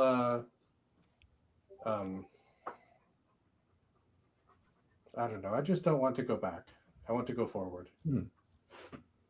Will you be all right on your own? Would you like one of us to stick around and keep you safe? Or keep you company, I mean. Do not mean to presume. Oh, you better be back for the feast. I'm just saying, that's going to be a few hours from now. Do you want me to make you a tiny hut? No, I do not like buildings. No, it's just a clear dome. I can make it whatever color you want. It'll just be safe if you go inside of it. No, I'm fine. Okay. Any sign of trouble, run back down the tunnel. You sure you don't want someone to keep you company? It's okay. You can keep me company. I do not like the tunnel. I do not like the snow. I do not like the mountains. All right. Then yeah, I will not go. Yeah. He will not eat green eggs and ham. Yeah. Nope. Yeah. Then I will stay with you, Follis, and we shall rough it out by this cave entrance. Yeah. You better be back too. Just looking at you both like. Be dancing in a party. Yes, there is, and Zara is 100% utilizing their newfound sort of not fame necessarily, but just the appreciation of the town of like just to commission people to help like cook some food like for again like a celebration, and I'll roll charm or whatever you need, but I'm getting people to help in on this. Sure, like totally fine. I'm not going to make you roll for it.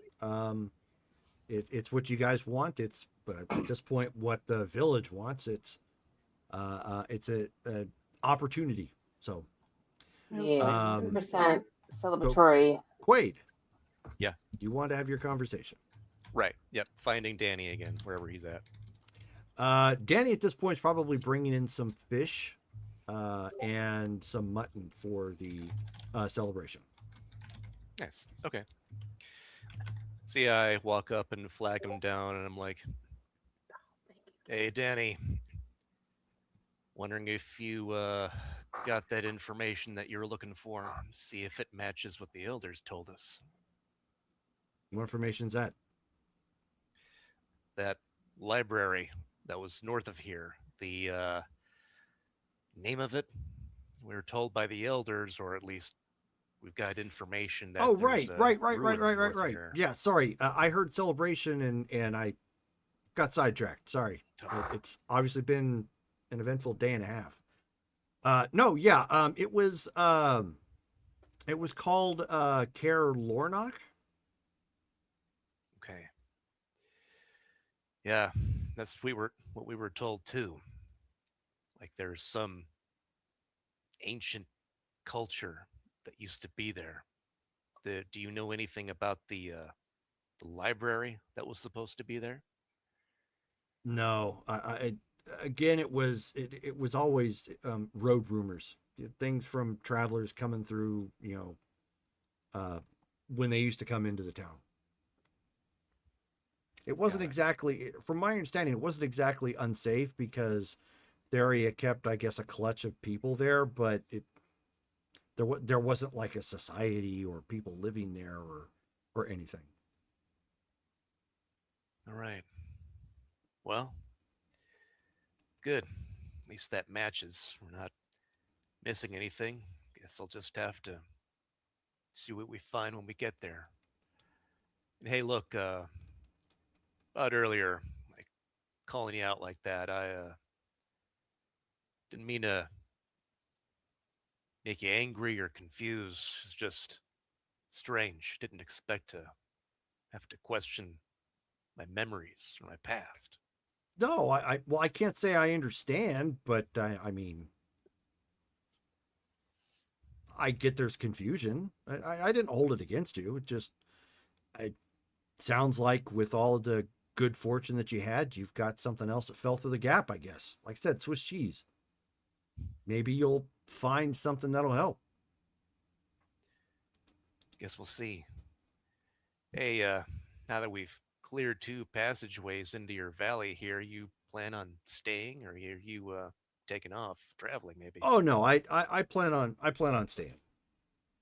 I might make my way a little ways north and maybe go up to the Coleridge mines again and see what sort of trading might be able to be done and spread the word that, we're kind of open for business again. But no, I'm pretty safe here. I think I'd rather stay put after everything that happened at Glenwich. All right. Well, and if I need to find you again, I'll know where to find you. Yes, you will. And you always got a place to stay here in case you ever need it. Appreciate it. Looks like some good fish, and he'll walk with him then to the feast area, just talking about stuff, random stuff. Sure. They've got a couple cheese wheels out there, some loot fish, various other Skyrim type pieces And that you some might sweet find. rolls. Sweet rolls. Sweet rolls. Horker And meat. potatoes. Yes. Potatoes, extra pie, sweet and savory, like just Leeks. she's celebrating like she won that eating contest again. Like, yes. Okay. Sure. Yeah. All right. So bypassing all of that at this point, the feast is attended by everybody in the village, which is about 100 people. Awesome. Amazing. Of course, all of She's you. just paying up to Tobias as well. She's like, this is amazing, right? Yes, it is. Alamora makes sure to dance with everybody. All right, Oh, all yes. right. So There is but there dancing is and everything. Yep. there is Not obviously even Quaid can escape. He definitely tries to escape, but you probably Nope. find him somehow eventually, and yeah, he I begrudgingly mark you with dances. fairy fire. Aw. She feeds you pie too while you dance. Okay, Fine. I have another important question. Do they have baths? they do. Yes. Okay, we'll make some time for that too. Okay. So as everybody is eventually getting well, not quite the morning. No one's awake quite yet. You don't have to take any sort of defensive positions or anything since you're in the village, and they provided you a place to sleep. So Asonia stirs in the middle of the night, and when she looks around, everything is gray.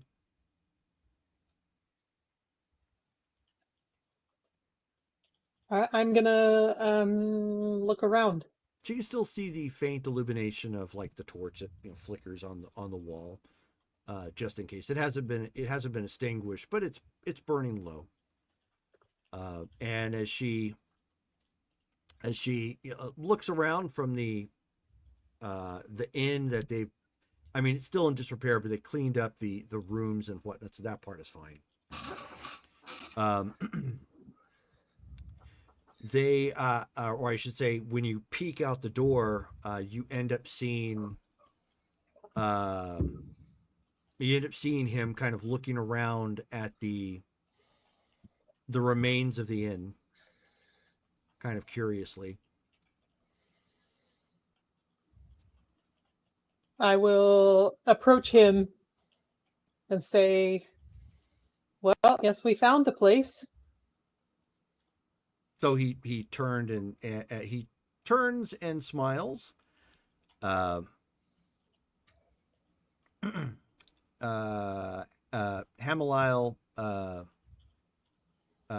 he smiles. He in his robed attire with bronze skin and long white hair, his wings pulled back, and he says, indeed you have, but you are residing in a broken tavern? Well, they didn't have a lot of use for it, having no visitors over the past 15 years.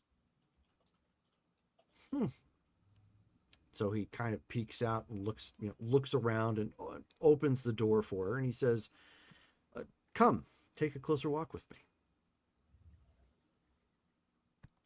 So, have you been watching our journey? I have. I'm never quite sure how closely you're observing. I can't always observe closely. Sometimes my work takes me away. Of course. Although that Aaron Thor is a rather cheeky individual. What do you mean?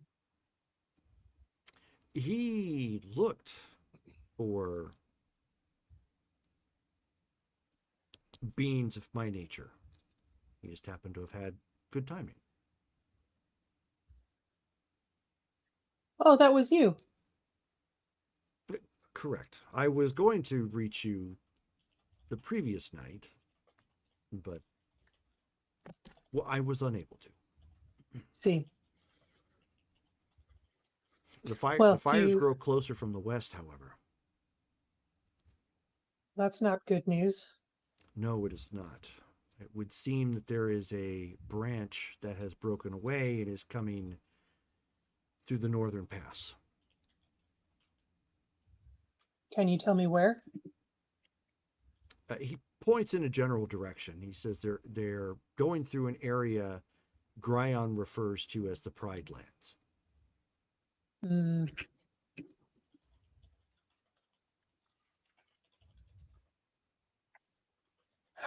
They're how soon still till they? perhaps they're still perhaps several weeks out. You still have some time, but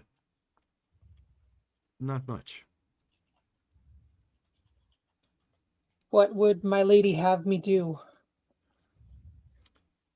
For now, stay the course.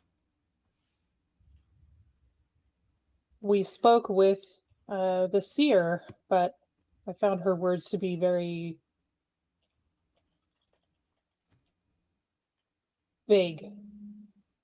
The rest of the group wants to explore some ruins north of here. I don't have a clear direction on the quest. It's troubling.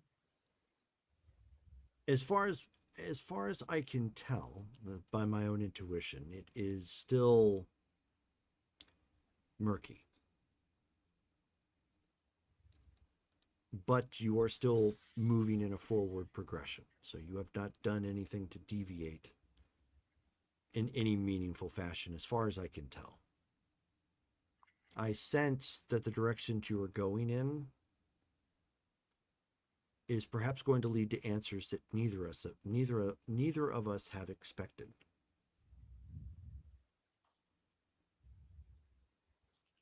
Okay. Suppose that's enough. But I see that you have met Eldara. Yes. Is there a significance to that? Other than she is a fellow sister follower. That she is. She is also an Aasimar. Oh. Don't ask pretty me unusual. who in her lineage crossed with one of my kind, but clearly it has happened. It's very interesting. Huh.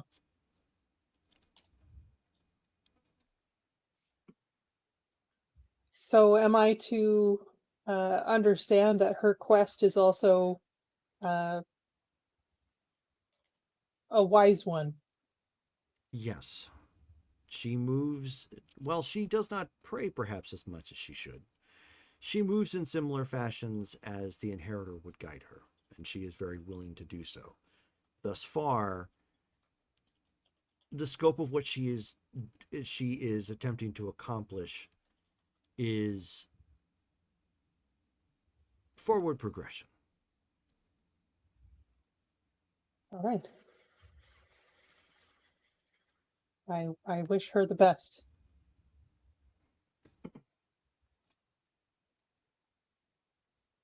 And he says, and regarding Meliandril, she has provided you more than you expected, although her odd manner of tongue is denoting more of her patron saint. Who is that? The god known as Tyr, the god of balance. I see. He is a fellow ally, but she provides her wisdom in such a fashion that may confound those who seek her out, but will confuse those who obtain it unlawfully even more so. Remember, there are still forces that move against you, and sometimes the words that you are given are meant to protect you as much as to inform you. Interesting.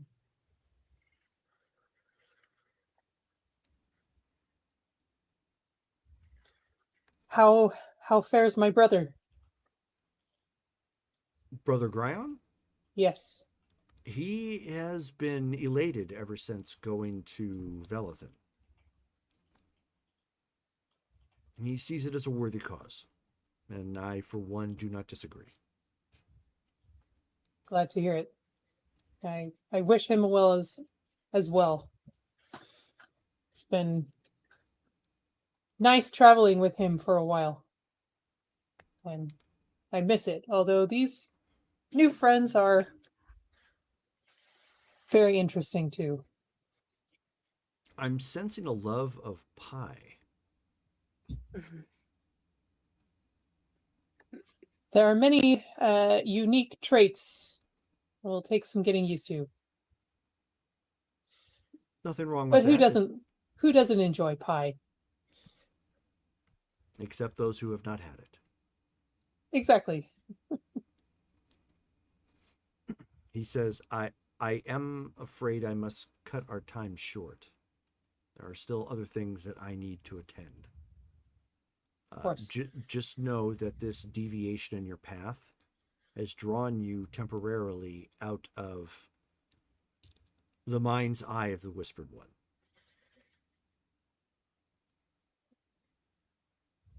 Perhaps that's a good thing.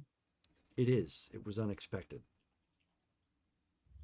And right now his attention is drawn more towards the armies of the West. So the more you can accomplish with his attention away from you and the others, the better.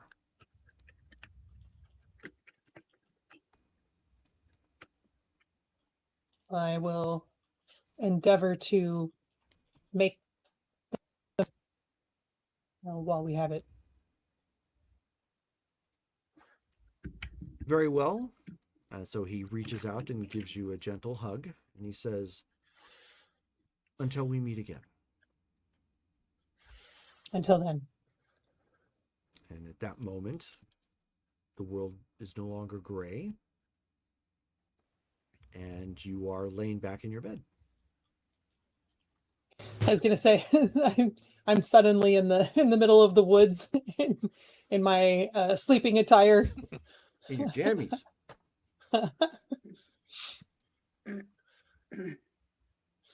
Hey. Weird. Right. And I'll say a quick prayer and go back to sleep. Okay. So it is the next morning. Everyone has gathered your things. Your carts are full with any bedding that you have repacked, goods that you have acquired or placed back in your carts or on your saddlebags in preparation to leave. And anybody doing anything else while at the village? I am helping to clean up from last night's festivities up until I pass out. And then I'll wake up in the morning and just be ready to go. Okay. So I'll let them finish up. Before we leave, Alamora goes to say goodbye to Meliandril. Okay. We don't have to role play it. She just goes to say Sure. Thank No you problem. and goodbye. No problem. Can I have hunted a deer the night before? Absolutely. Me and Aaron? Absolutely. Okay. I'll butcher it up. I want to keep. Can I fit legs in my bag of holding? Yeah. Okay, do that. And just prepare the rest of the meat for when the others get here. Okay. Zora saved a lot of leftover sweets from the We can't festivity. eat pie all the It's time. kind of like she just went mine, and then just like took them to her bunk, and then just left them there, and then just wrapped them up in the morning. Okay.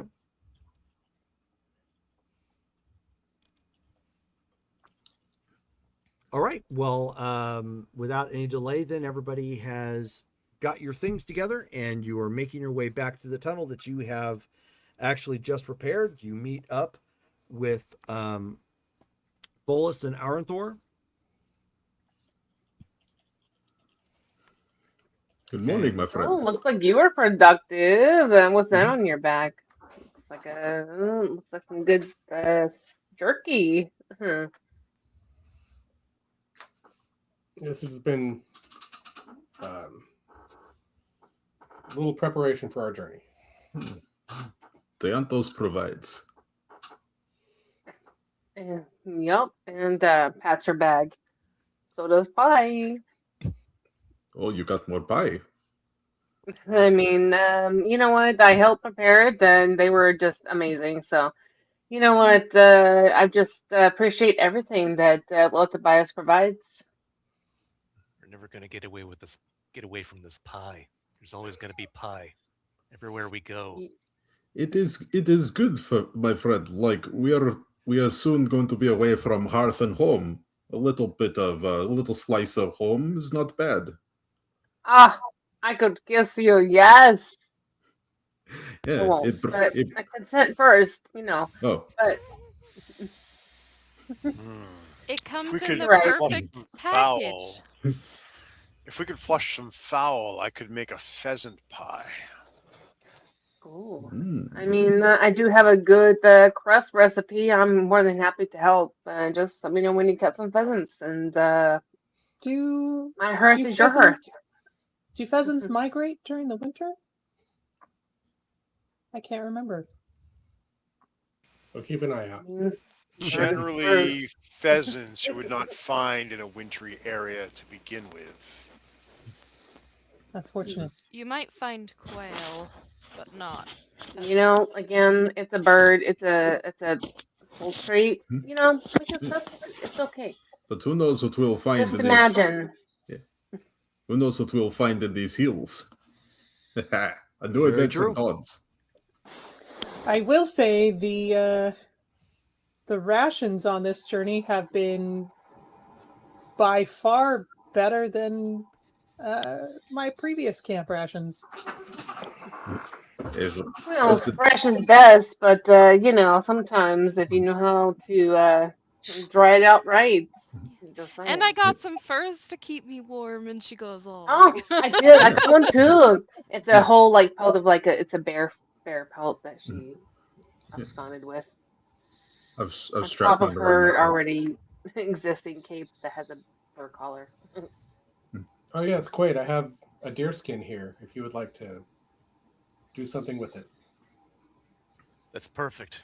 Yeah, we'll hold on to that. Anybody needs any leather armor fixed, let me know. This should be able to fix it. He'll Ooh. take it from you and he'll wrap it up and he'll put it in his bag of holding. Sure. Okay. But is it just armor, or do you do other things? Leather work, I can smith. So if you need anything, let me know. Bags. Very good. She's belts. looking at her Good to have. staff, her quarterstaff, and what you see and I know you guys haven't really I don't know, I guess seen it, but it's a gnarly wood sort of thing that has sort of a circle on the top that wraps around itself, almost like a winding wood bit. It has a bit of a crystal that's wrapped around the center of it. And there's spots where you see it's been hand worn and stuff, physically, like with her hand. I could use some. I could use honestly some bit of work around this part. I get splinters a lot from this, unfortunately. Even though I've worn it and used it a bunch. Could you do something with this, please? You could add a wrap to where you keep your I hands. did, but it just wears off so easily. Like I'm just, I believe in quality versus quantity. So, she looks at him and Yeah, it's a common problem. I can fix that for you. Probably next time we make camp. That way I can focus on it. And I I can mean, yeah, repair clothes. And she like snaps and like she can mend. I know. I look at you and I'm like, Uh, see, that's how you do it. no. The wear on this stab is best for my hand. Yeah, like this is the way it's supposed to be. But I just need a little bit of a better grip on it and just some wear. I appreciate good work where I can get it. So, Quaid, if you're willing, please. You'll get good work. Since Yeah. you know mending, you've probably seen her cast the spell over like the harness, the wagon. Every morning she's like, Due diligence. Okay, Yeah. well, I'm So not I'll going to make you guys play out each night. Thankfully, they're all pretty uneventful. First night, of course, Quaid can do whatever Yep. leatherworking he I'll needs pay to you do. whatever gold you want. Like, just tell me a number and. When you're traveling along, obviously burning up other rations, so make sure you guys are knocking that off accordingly. Oh, I didn't put those pictures in there. Oh, well. That's part of why I was trying to hunt, was to delay knocking off some rations. Yeah. Anyone have the Wanderer's feet? No? Okay.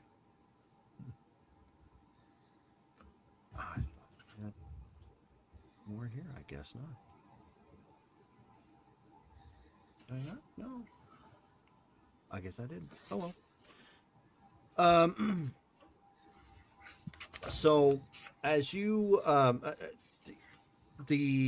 it's cold obviously because of the wintry time, but it is again mostly fields as you are making your approach through this area, following the map, which of course you've been taking the Imperial Road, doing so, which is of course you're stomping down the grass and everything as you go through. But you get to a certain point after the first day where that grass is gone. are we lowering in elevation at all? Are we going down? Yes. Okay. And I'll update the map as we go. Sure. Yep. But after the first day, you start to notice that the land and terrain and the Imperial Road is actually semi-maintenance. There's no more overgrowth. Now the road, of course, splits as you get near like small streams and whatnot, and small little bridges to cross over. But it's clear the road and secondary roads that come off of it, these are being maintained. Why? Is there any signage? Actually, after the first day, when you get about halfway through the day, so you're into like a day and a half of travel, you do end up seeing a sign that points towards, well, actually, you actually come across a sign specifically that indicates that you are now in the kingdom of Velathan, and then there's an indication of where to go for the road to continue to Caer Lornoch, and then another road that branches off from that goes to Balforge. So the sign actually says Caer Lornoch that way. Correct. But... I can hear every keyboard stroke on that. So not ruins, maybe. Jerome, yeah, do the signs look old? I know you said that the road looks like it's been cared for, but like, do the signs look like they're ancient, or is it also like? I mean, they're a little weathered, but not ancient. Okay, but like, okay. Oh, does the Kingdom of Velathan, does that ring any bells? Is that something? No. Okay. Nope. As far as you know, this would be Theria. I expected this place to be a little more off the beaten path. Does anybody know this Velithin? Can I make a survival or I don't know? History. Anybody can make a history check if you'd like. Insight will just tell you what's where. It looks like this is where the path starts to be beaten. I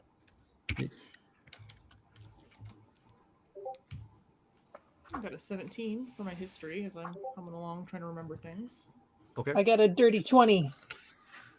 Nice. Nice. Dirty. 10. Okay.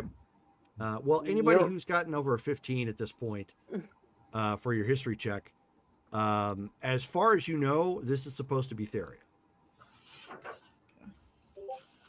Woo! When's the last time any of you have been around Theria? Looking around. I'll just It's make my- a little mark. my make first a time. sign. Well, I wasn't in Mine this. too, I think. I haven't been to this area. You've been through I was in Baleforge, and you Theria know last year.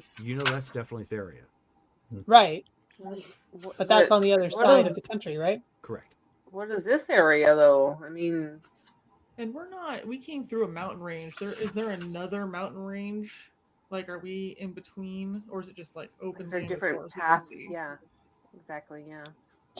Jerome, does it look like Theria? Like, is the...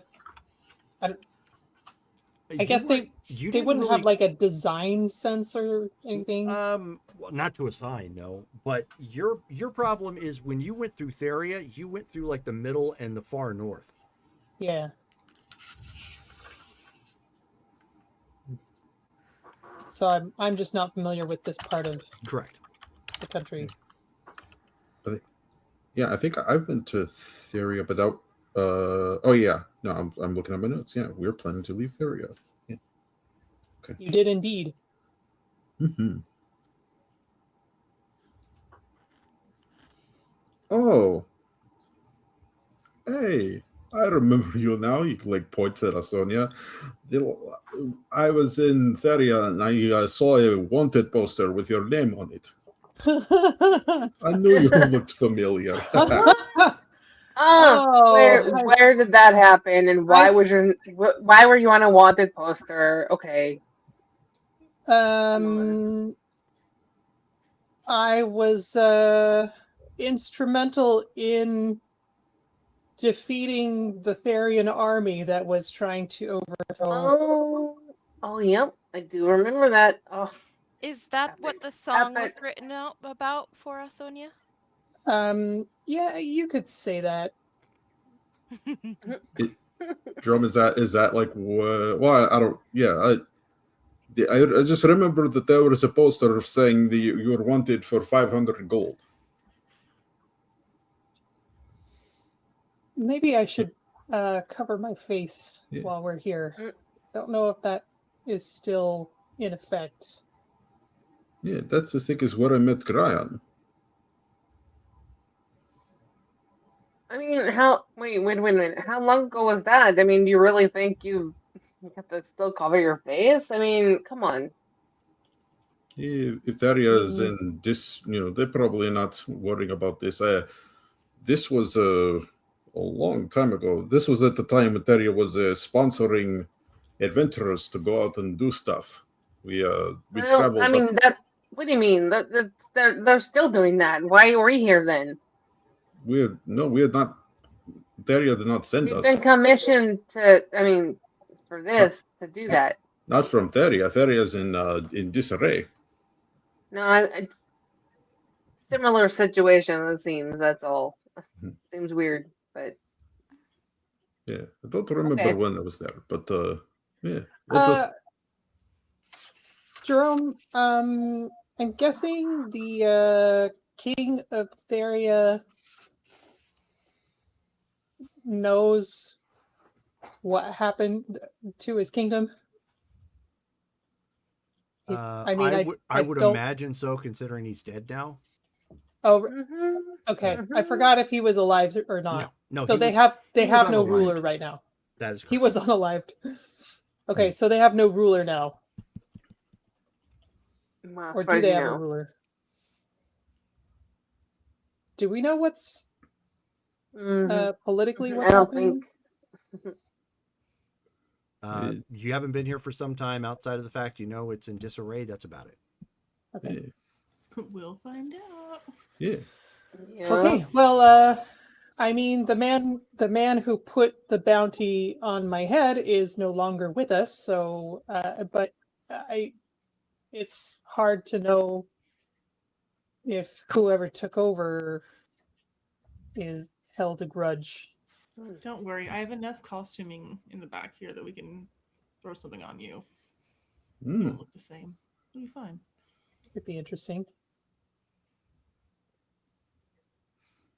By costuming, I mean disguise. So at any rate, are you going to continue on to Yes. Care Lornak? Care Lornak? Seems so. Oh Yeah. yes. Onward. All right.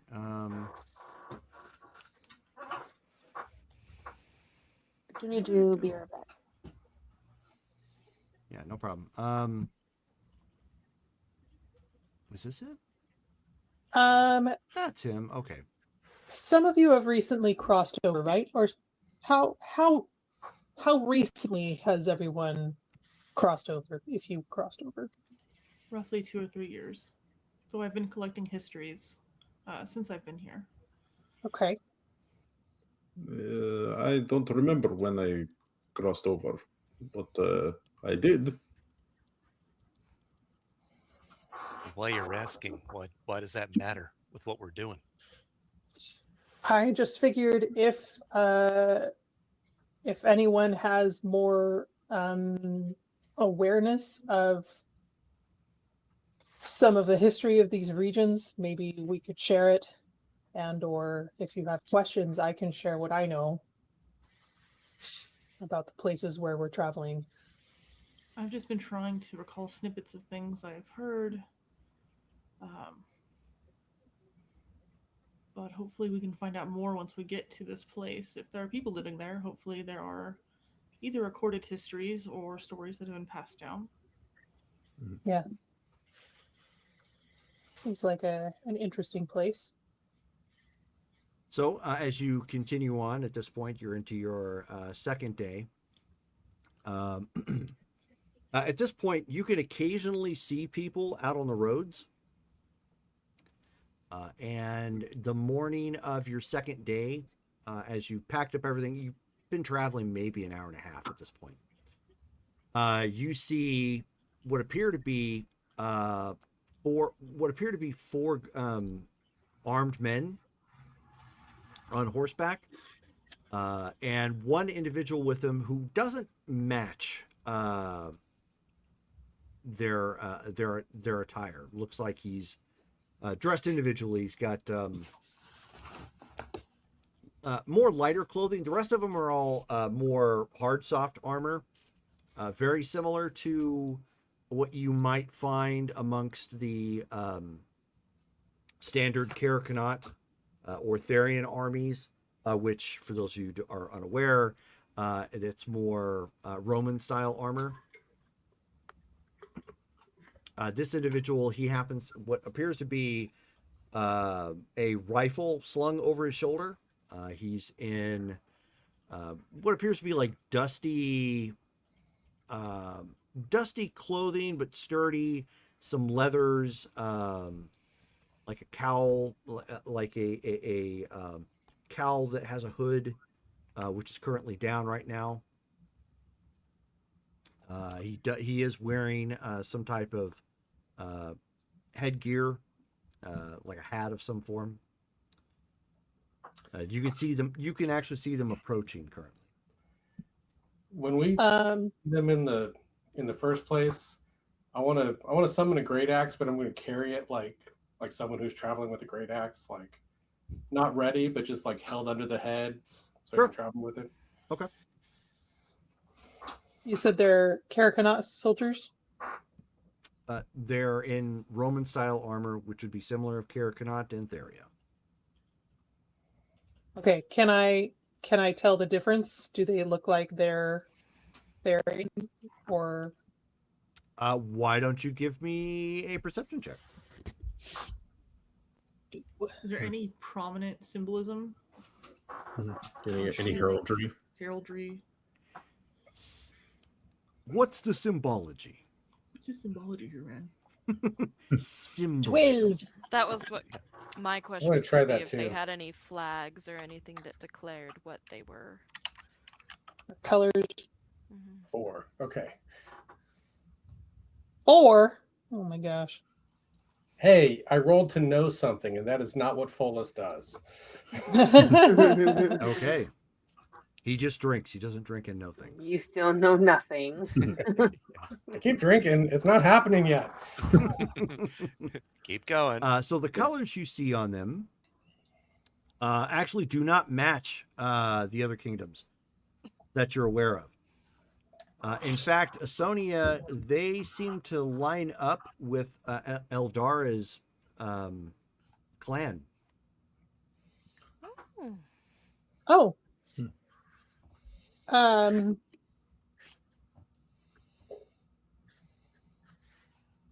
Okay, so I'll hail them.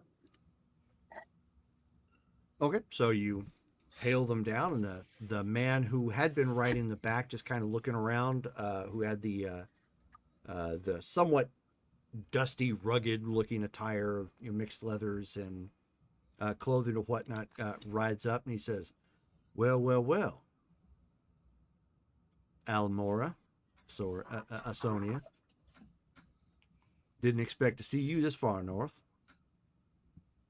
It's Kieran."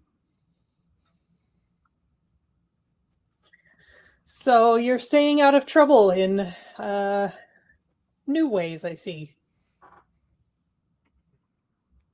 Not entirely. I'm still exploring new ways to defile myself. Who are you working for right now, if I might ask? Oh, the same woman Gryon had set us up with, that Sarantis woman. That's what I suspected. I'm glad to hear it. It's going well? Coin to be had. How are the roads? They're safer now, as you can probably attest to. Still a bit touchy when it comes north, and if you go a little bit further west, back towards the mountains, to the unclaimed territories, it's spicy.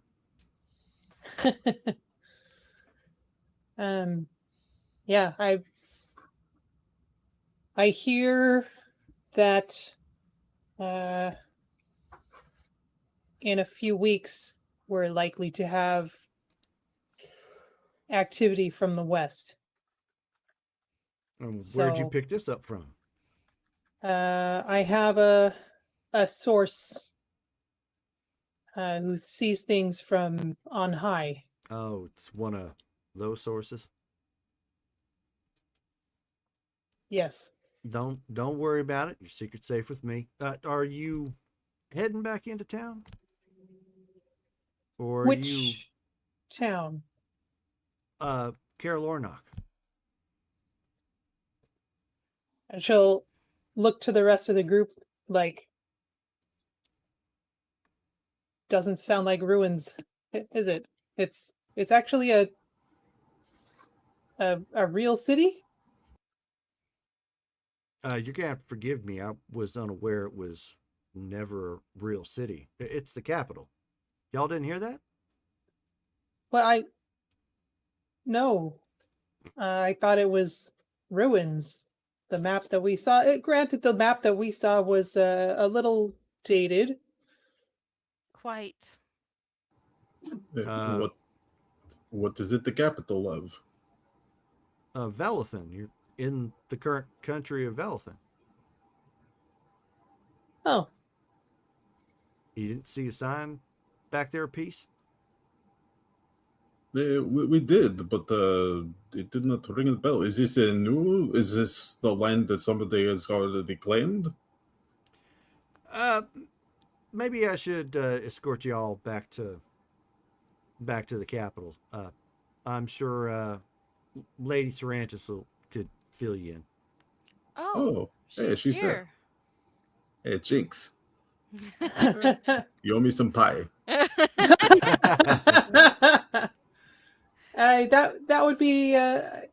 would be very welcome.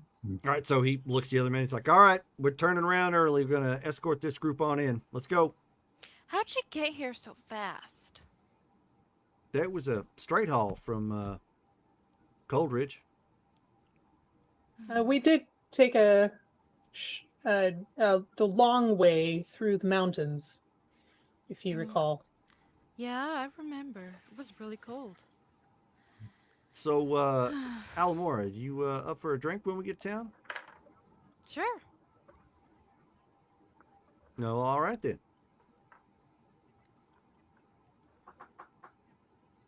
So, She leans over to Asonia. I don't remember him very well. Do you remember him? I don't remember Kieran. Wow. He was one of the mercenaries that we picked up.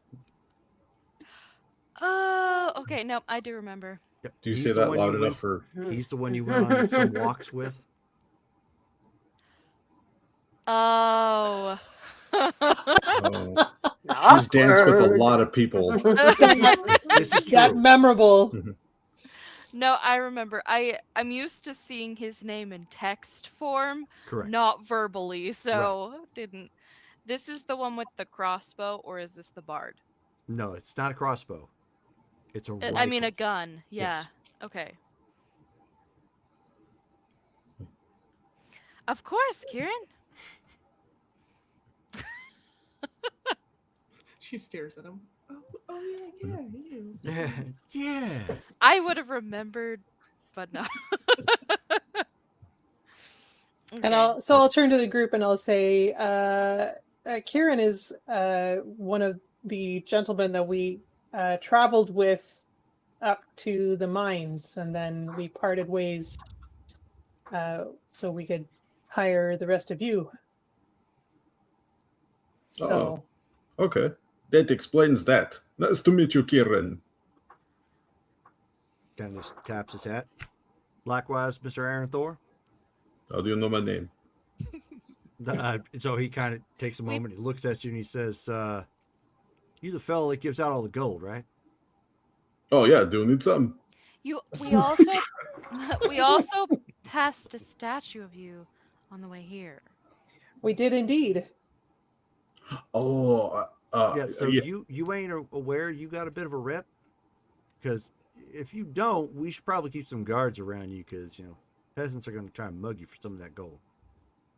Why would they mug me? I will freely give them the bounty of the Antos.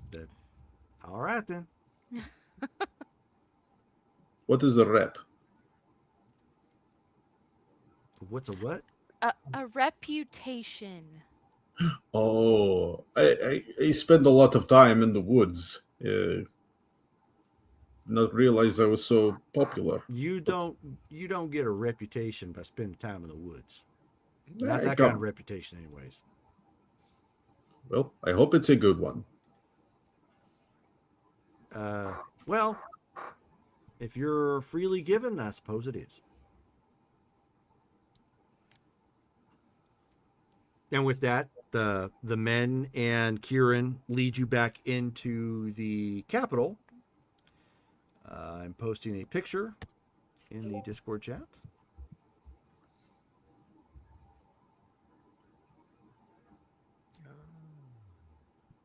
Oh, it's not look like ruins at all. It's crowded. What's the country here? Oh, thank you.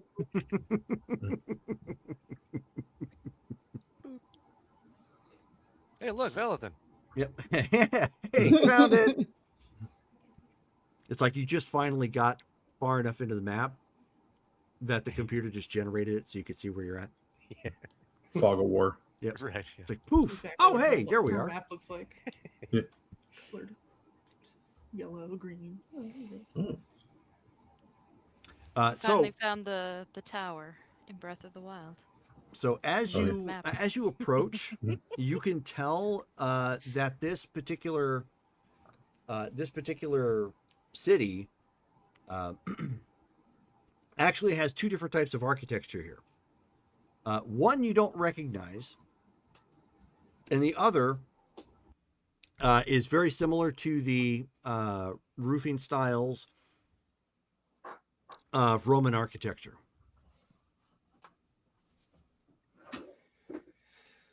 This is a border town.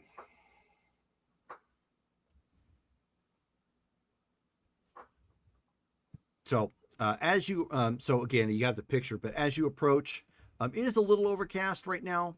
The bridge has been fully installed, so you can cross the river right there. It actually sits almost on the border, almost completely on the border. Actually, it does of the country itself.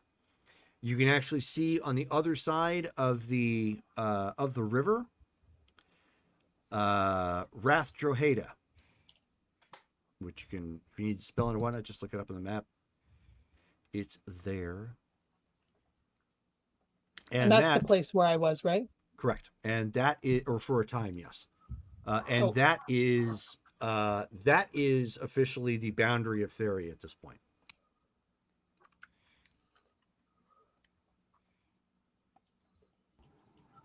Okay. But this So as you come in, parts of the city have like perfect square foundations, wide boulevards oriented to the cardinal direction, or cardinal directions, I should say. Massive gatehouses with relief carving still faintly visible. White blue marble hauled from deep quarries in ages past. When you get towards the roughly the middle of the that is most of what you just saw was kind of like the downtownish section. When you get to the middle ring, there are long houses that appear to be converted into barracks. Round towers built from rough stone and plaster, and red tile roofs, which is very similar to the Roman style architecture of the other kingdoms. And then when you look in the city itself, there is a central hall of banners where the hand and flame sigil of Serantis flies beside the flags of every clan or company that is known. There is a paved market circle reminiscent of Rath Glenshire, but with stone colonnades referencing apparently this other art style that's here. Looks like some of it has been restored. So it's capturing the life that once was here. And then you also notice that there are administrative villas modeled after the Roman Connaught hybrids used in the rest of the other countries.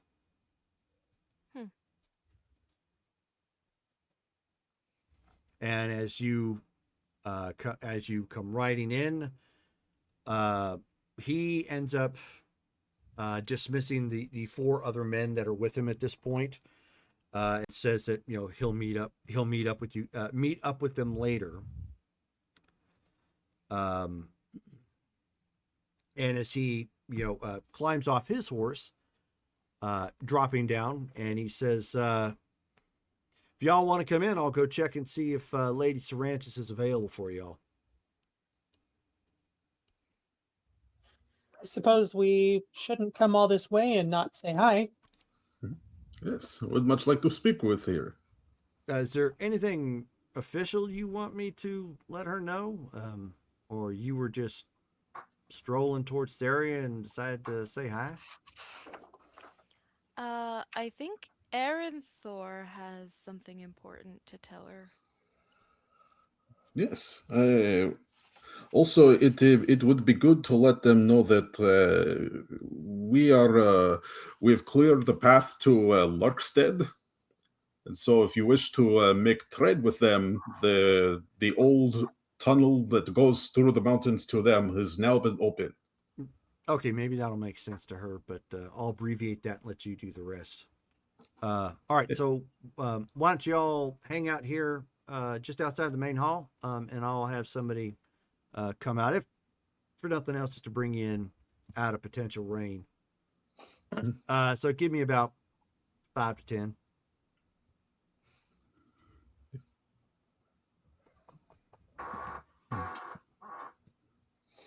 So he goes inside.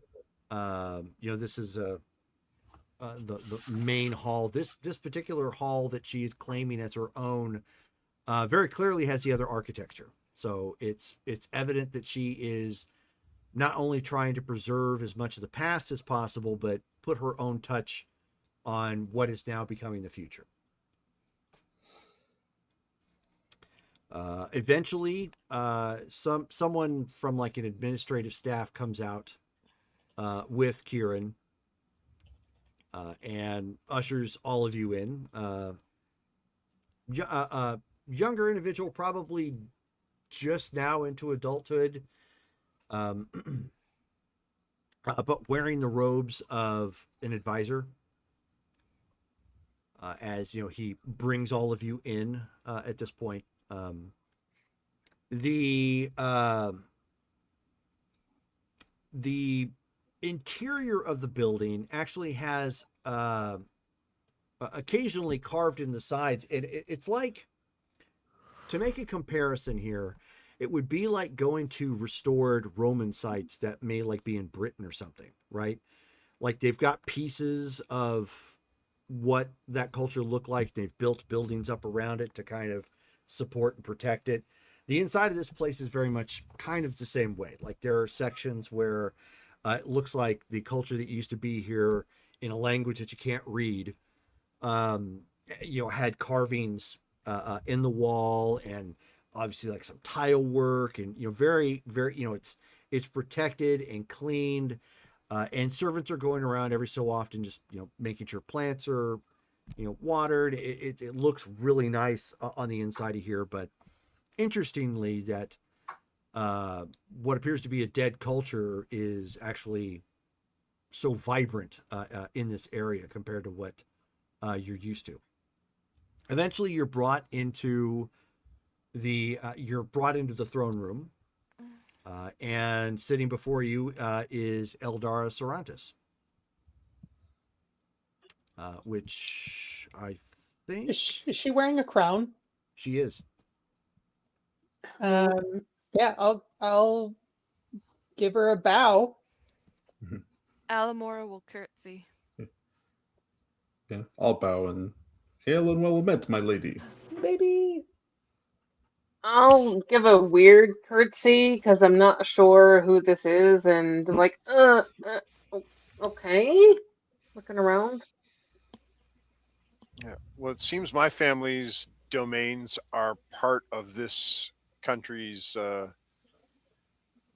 geography, so I suppose we owe some fealty here. So she'll get an actual real bow. Okay. Folds a wave. Hello. So she smiles at at your introductions, and of course, Kieran's just kind of standing there, and he says, "Yeah, so you have to forgive, I'm not very good at this, but some of these people you already know, and obviously they're here to talk with you, as I already indicated. Is there anything else you had for me, my lady?" And she says, "No, it's quite all right, Kieran. If you could perhaps check on the others of your group or of your company. Perhaps Gryan might wish to make an appearance and say hello." Gryan's here. Hey, Gryan is here. Sonia perks up too. And she motions her assistant away at this point, And she smiles and she says, "So this is an unexpected surprise. Even Kieran was completely unaware as to why you came out this way, but it's not unwelcome. How can I help?" We found the city of Larkstead. The village of that is the, and she kind of looks to another servant that was over there to give like a a visual cue. This is probably somebody who is on her staff for historic purposes. And he steps up and whispers in her ear, and she says, "Oh yes, that was former Waypoint Village, if I remember correctly, in a valley somewhere, right?" Yes. We knocked down part of the mountain to get access to it, and then we cleared out the tunnel that had been sealed up for many a year. Interesting. And do you have maps of this location? We do. Yes. Hmm? I believe in Nara. Mm-hmm. Yes, I have the maps that I've made from that area to here. Would you be willing to provide us a copy so that we might reach out to them in the near future? That would be wonderful. I could do that, and hopefully in exchange that you could lend me access to some of your maps so I may update my atlas. Of course. She motions for her historian to come forward. Why don't you take her copy of her map so you can begin working on that, and when this is concluded, we'll have my historian take you to our records room so that you can update whatever maps that you might need. Oh, perfect. Thank Can you. you make duplicates of that? I would like a copy for mine as well, please. I can make you a duplicate once I get my copy. Appreciate that. Thank you all. And she is going to grill the historian while they're doing this. What's been going on? How long has this been here? Oh, who's in charge? How long has this been happening? Who's the former wing? Like she's just Sure. And so she says, so with that out of the way, Aaron Thor, you said you wish to speak to me?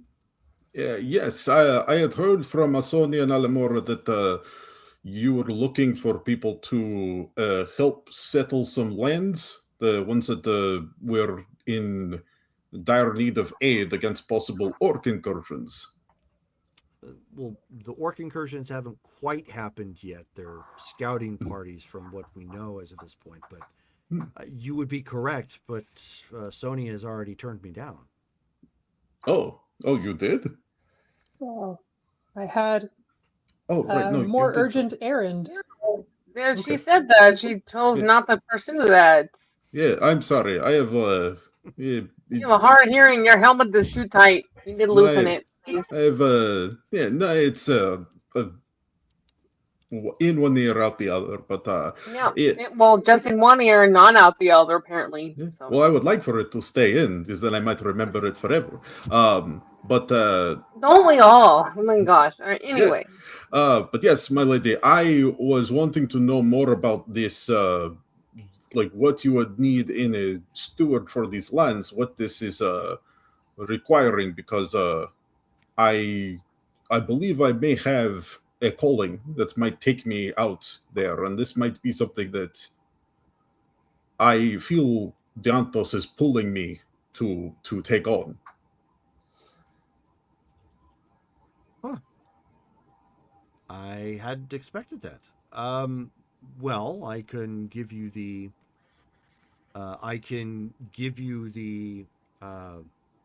information that I provided to Lady Serapio.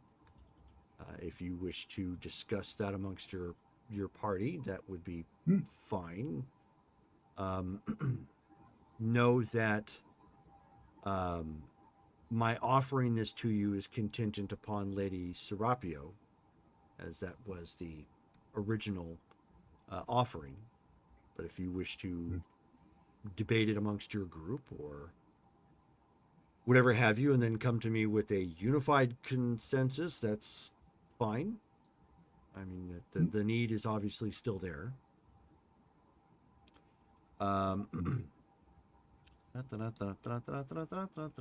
Essentially, what it comes down to is you will have the option of choosing one of the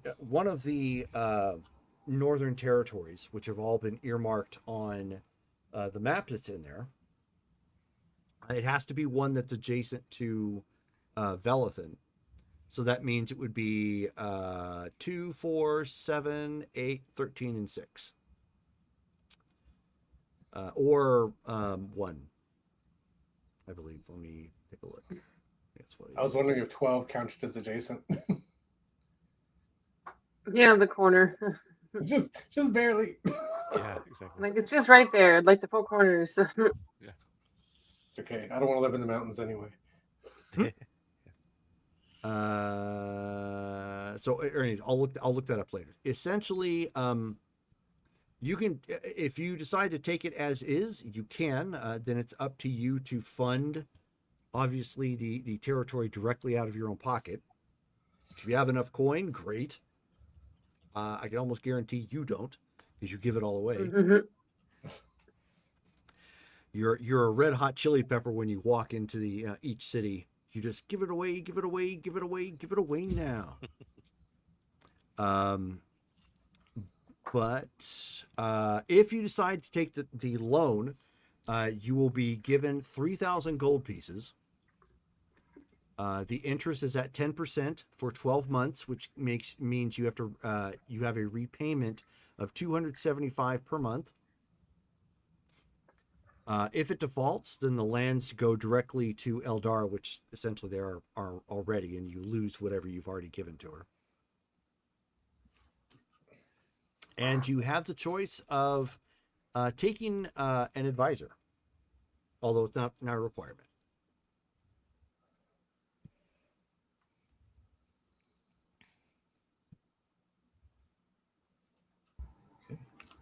Okay. And right. Thank you for this information. Is there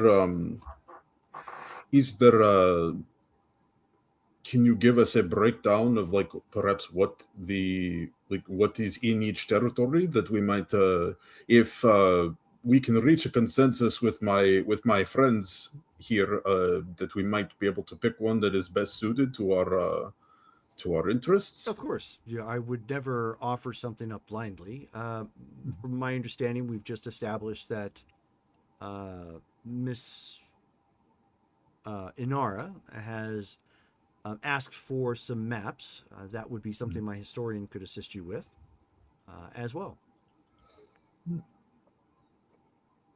Are any of these territories known for Fey crossing? She says, I am aware of one, but it is further out. Has somebody claimed it?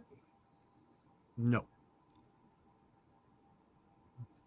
But is it one of the ones that is on offer? The ones that the numbers you mentioned? Not an out of character. Let me take a look. I don't think it is. Okay.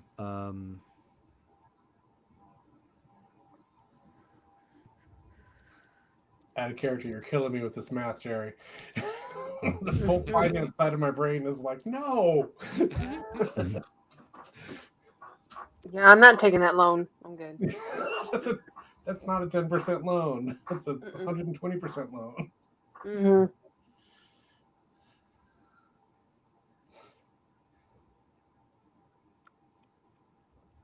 So that's correct. It's similar to Contan. So no. So to clarify, no, it is. It's further out. But obviously, as you are able to maintain and control your land, you are free to explore and start laying claims on adjacent lands from there. If you know where it is, could you tell me? I've been it's been mentioned to me. I could again, I will have my historian fill you in on what we know and what we what we don't know. Thank you. So the in terms of like our mission, once we each claim one of these territories, is to establish it, become essentially its stewards, taking care of it, and also be an ally to Velethin, the Kingdom of Velethin. Yes, That is correct. Mm. You will be responsible for the raising of your own defenses, the protection of any citizens that might find their way there, which could be quite considerable given the problems that their area is having. We're still experiencing significant growth here in my particular kingdom because of it. Mm. But this also means that should any of the orc armies break north for this location, it's putting everyone in harm's way. Which is all the Sonia, more reasons we need to build a bulwark here. Alamora leans over to Sonia and says, "Didn't you have like a vision or something about fire? Or sorry, about the orcs coming?" I did. We have a few weeks before they make it here, but they are on the move. Did we want to tell her? I thought I did was we saying that loud already? enough. Sorry. I mean, I guess we didn't. Yeah, I will step up and I'll say, I received a message in a vision last night. Maybe it wasn't last night. Recently, from Our Lady, her messenger anyway, warning that the orcs are on the move. We have a few weeks before they make it to this area.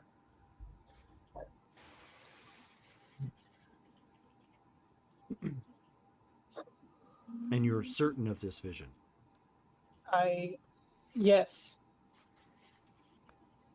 My messenger is of a celestial nature. He shares what wisdom he can. Oh, sorry, ignore me. I see. I will. She calls forth a guard at this point, and she says, "I need to see the captain of the guard immediately." And he bows and goes running off. My lady, do you know if any of these existing territories you have on offer, that do you know if there are any with already, like, whether they be ruins or already existing, like, fortifications, or would we have weeks to establish a fort? Some of them have their own individual quirks about them. I don't know of any of the adjacent territories that have any sort of natural defenses outside of the terrain itself. Okay. Yes, if we can learn as much about these possible territories. I mean, I'm... perhaps I need to speak with my comrades before I do not want to make decisions for them. Perhaps it would be good to discuss this, but I am very eager to protect the people of these lands, both from the tyranny of Theria, but also from the orcs who have I've had some dealings with in the past. It will be good to catch up. Well, then I will. Then, unless you have something else you wish to ask of me, then I should probably turn you over to my historian, who is going to prepare the map so that you might ask them the additional questions. Excellent, thank you. Was there anything else? She looks around to everyone that happens to be here. Quaid then steps forward and says, Lady Cervantes, I've been told that there might be an important library here in Caer Lornak. Is that true? She nods. She says, yes, it's actually an ancient library from the Republic of Kadan.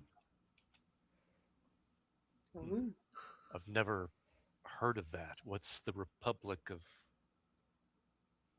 There's a lot that we don't know, unfortunately, but it is a country and culture that existed long before long before the coming of the people of Caer Connaught.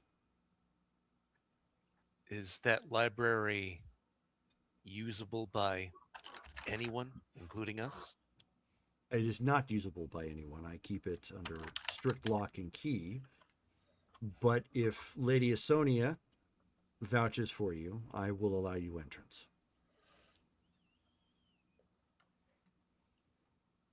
I don't see why I shouldn't. I'd appreciate it. It Very has well, something then. to do with my, he turns to Sonia. It has a little bit to do with my past. Thank you. I hope you find the answers that you're looking for.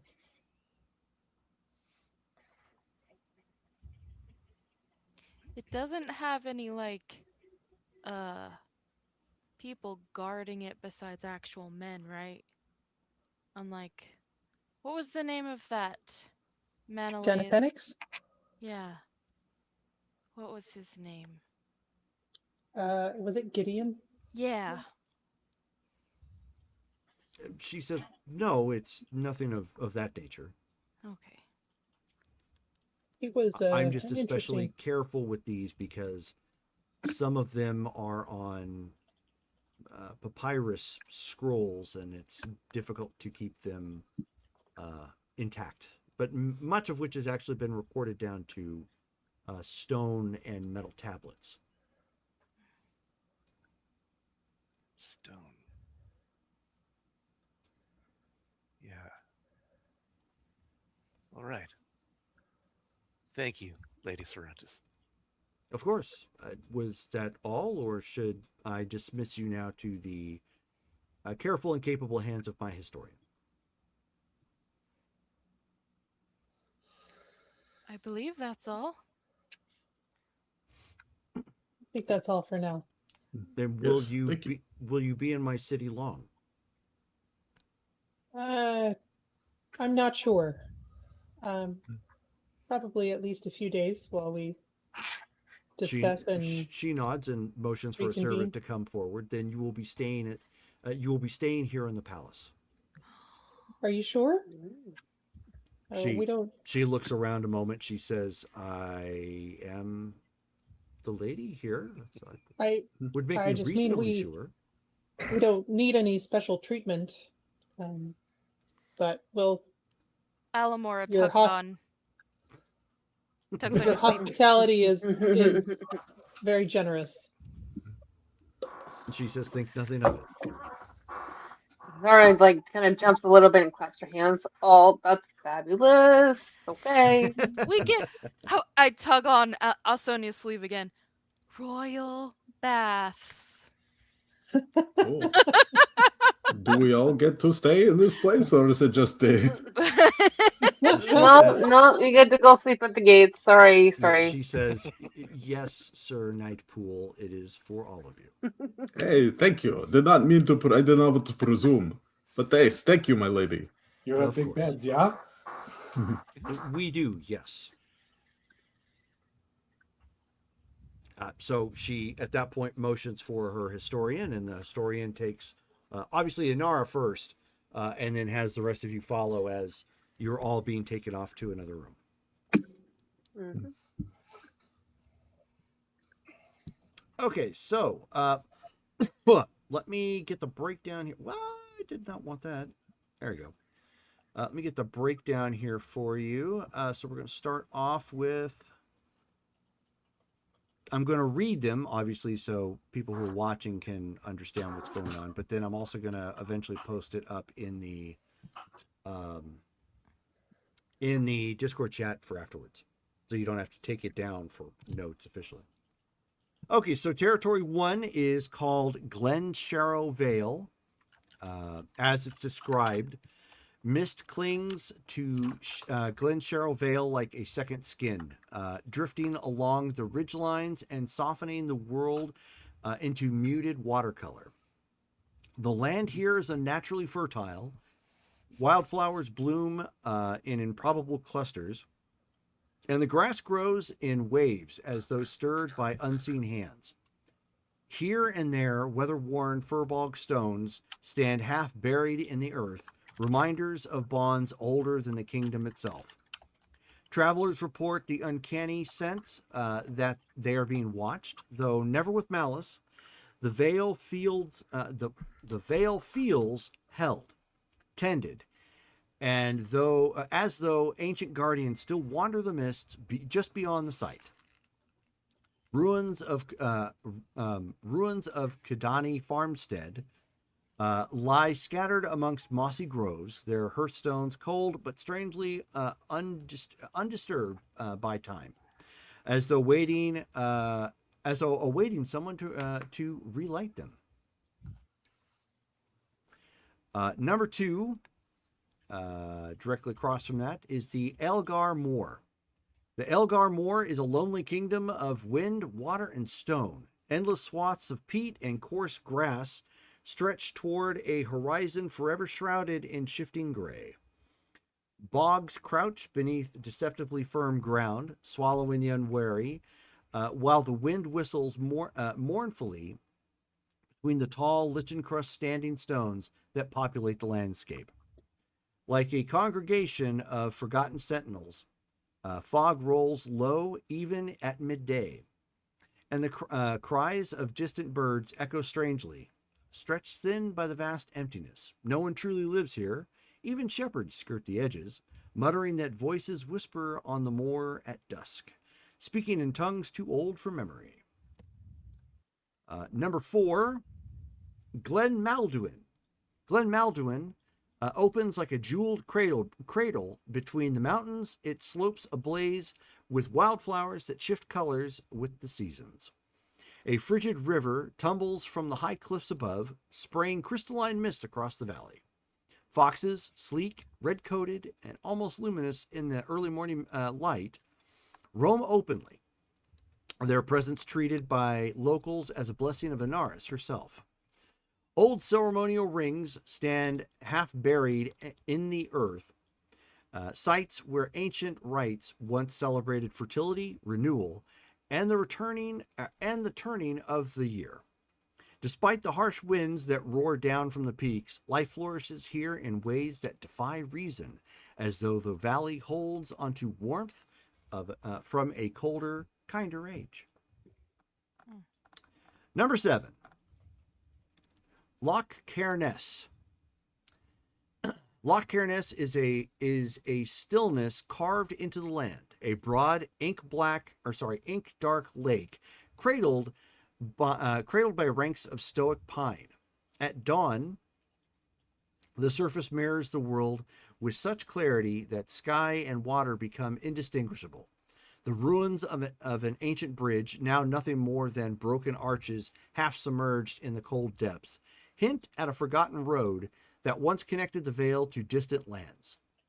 Locals whisper that shapes coil beneath the surface, pale and serpentine, glimpsed only when the water lies perfectly still. The loch has a strange hush about it. Even birds fall silent near its banks, as though unwilling to disturb whatever dreams in its waters. Number 8, Brannock Tor. Brannock Tor thrusts upward from the land like the spine of a long-dead giant. Winds lash its basalt flanks, and the path to its summit zigzags between eroded battlements and crumbling parapets of a fort long surrendered to the elements. From atop the Tor, the northern territories unfurl in all directions. rolling moors, distant peaks, and the shimmering ribbon of Loch Cairness. At night, the locals claim that low, drumming vibrations hum through the stone, resonating like the heartbeat of an ancient army waiting beneath the earth. Few linger long after sunset. That was 8. So here's 13, second to last. The Wormweld, a brooding, smoke-scented forest of blackened pine stretches across jagged ravines, the ground torn and scarred by the long ago fury of dragons. Trees twist unnaturally, their bark charred into rippling patterns that gleam like obsidian in the moonlight. Bones, vast, ancient, and half-buried, lie scattered beneath the layers of ash and fallen needles.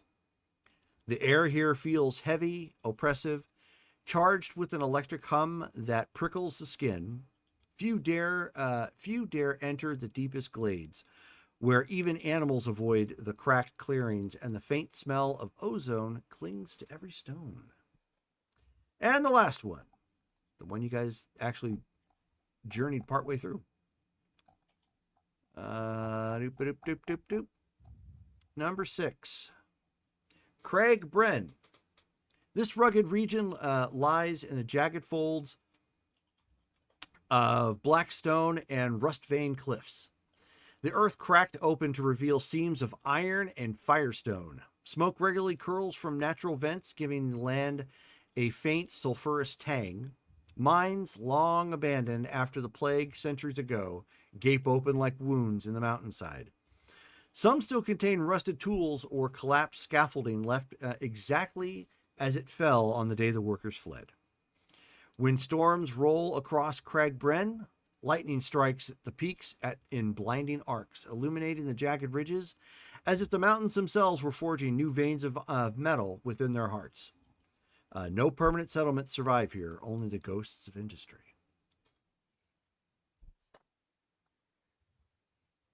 And those are the ones you have a choice of.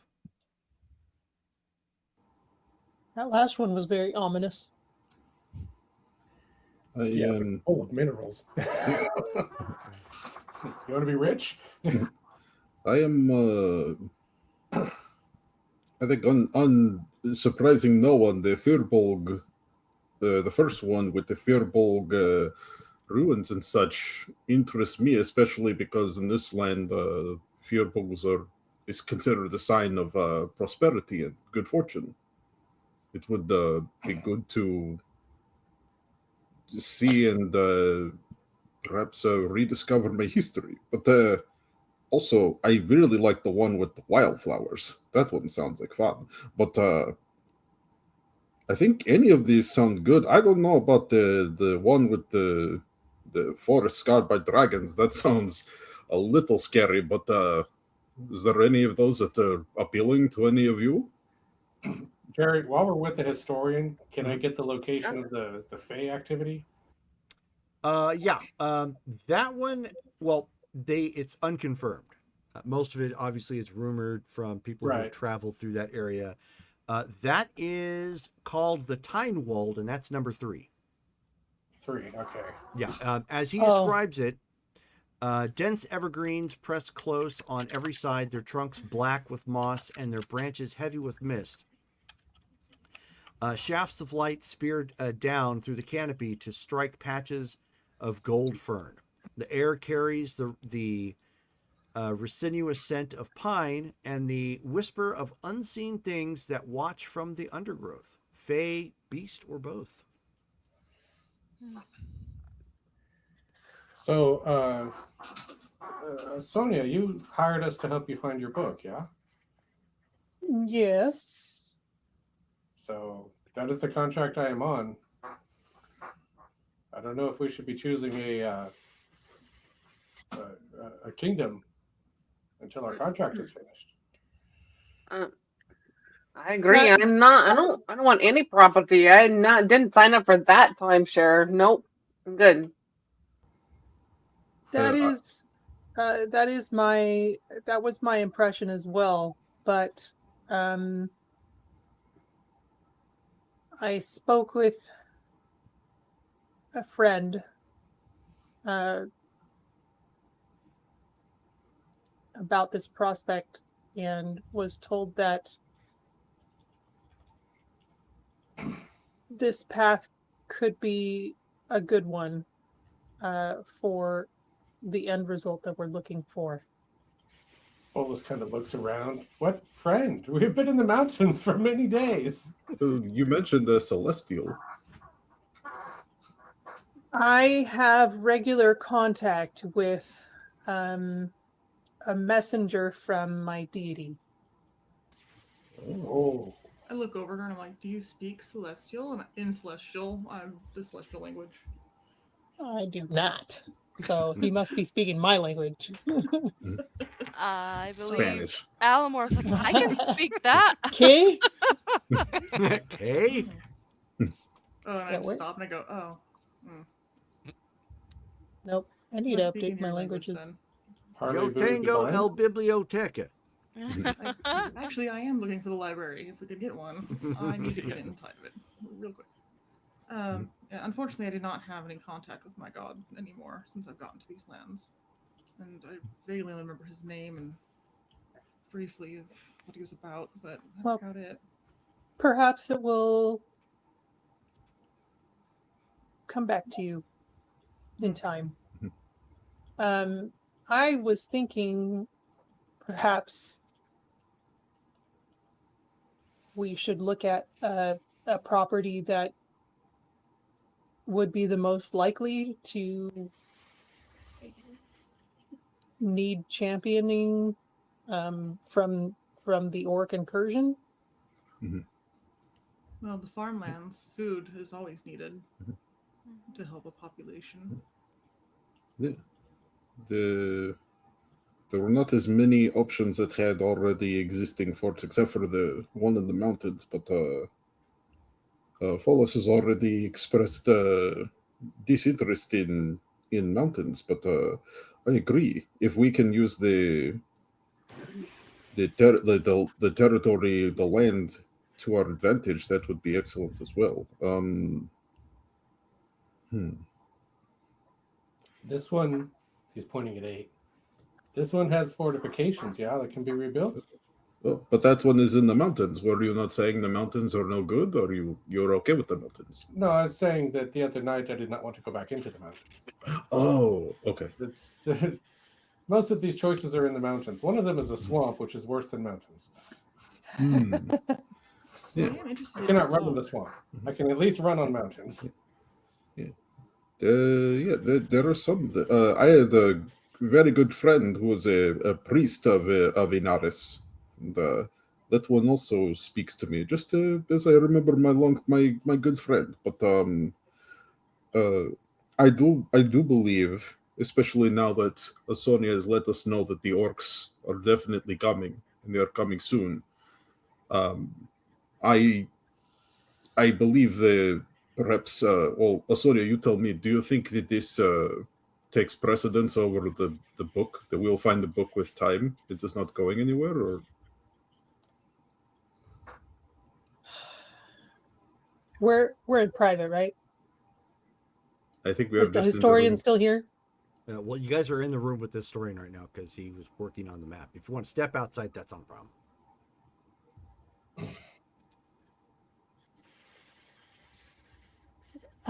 The ultimate goal of this quest is on behalf of the kingdom of Karakanat and its preservation.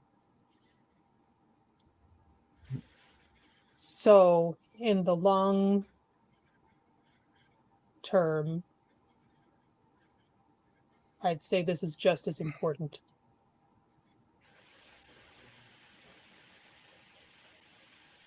But as for fortifications, there's nothing we can do in 2 weeks. If that's the time we have. We would need months to prepare an empty land. I know that I don't know much, but this one, number 8, it has the fortifications. It is also near the area where the Fae appear. And the oracle that we talked to in the mountains, what she told me was to ensure that men do not control the crossing. So if there is a crossing, that is probably where it is, and that location would be well placed to make sure nobody else took it over.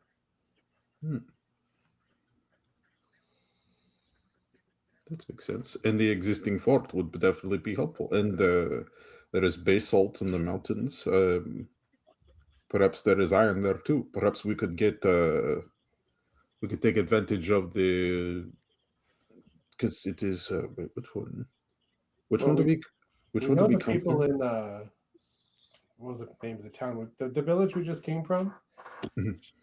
Larkstead. Yeah. What was it?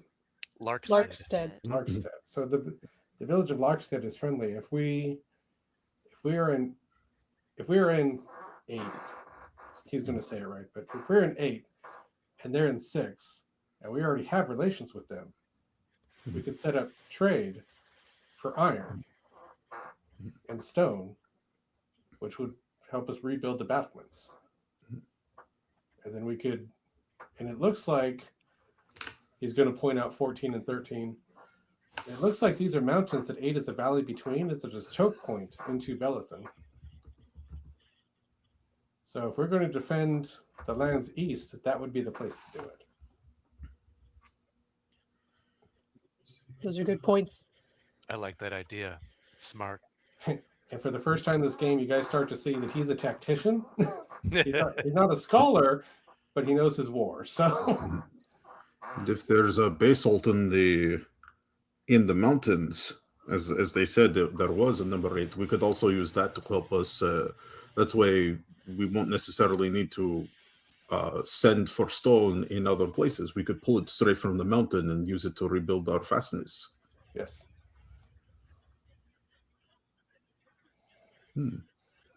Does anyone disagree with putting in a bid for number 8? I think I'm confused. I just we came here on a mission, and now we're talking about purchasing a property. Like I don't quite see how that translates to the mission at hand. Like I'm not trying to build a kingdom here. I think we would not need to spend all of our time here. I think we would simply be stewards of the land. We would oversee it. We would help it to prosper. Develop it, but she owns it, and you're developing it, and we're not here to develop it. So how is that even going to work? It doesn't sound like it is a smart investment to me. I mean, I get the whole being the ferry crossing. Like I would trust me as someone who is Fey. I understand. However, I'm not ready to be a landowner yet. That's not what I want to do. I just want to explore all land. I completely understand. I agree. However, as far as the book goes, the trail has gone cold. Yes. Yes. Even if we were to step aside from this, we don't know where we would need to look next. We would need to find another clue. But yes. But the orcs are coming soon, and they will destroy and pillage, and these very fragile territories will fall to them, and it will only get worse. My worry is for the people. I do wish to. I should say this, Alsonia. I do intend to help you recover this book, because we did agree that is what we would do. I do not mean to abandon this, but I fear for the people and for the land. Not to sound crass, but to Zara's point, we did have one goal. It seems like we're going for a second one here while we're waiting for the first. Will we get any type of recompense from settling this territory? However prosperous we make it, that's the proceeds. And if I understand, not very.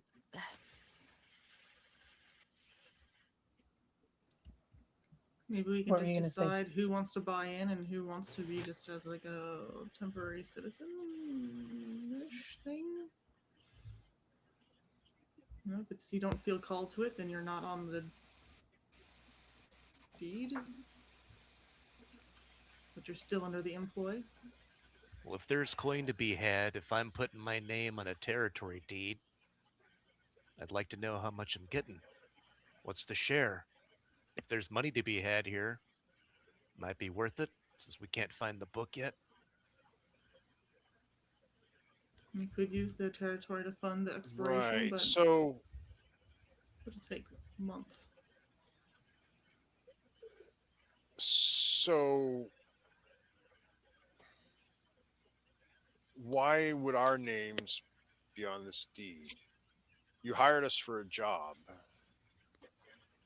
Do you expect us to fund this out of our own pocket? But it's money that you're giving us for the job, and we're giving you the money back? The money is coming from Lady Sorrentis. But that's a loan, right? Yes. So And then we would put it to use in developing this piece of property, and the proceeds would go back to paying it and also paying us. And while it's prospering, we could come and go as the quests lead us. We could put our own people there in charge while we're away.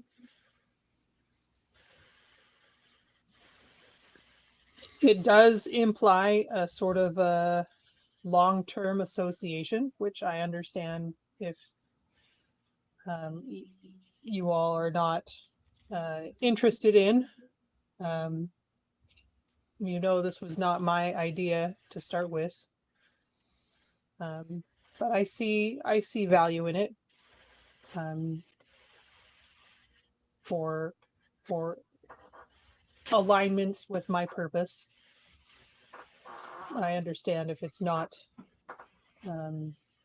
aligned with some of yours. So we don't have to spend any of our own coin. That's taken care of.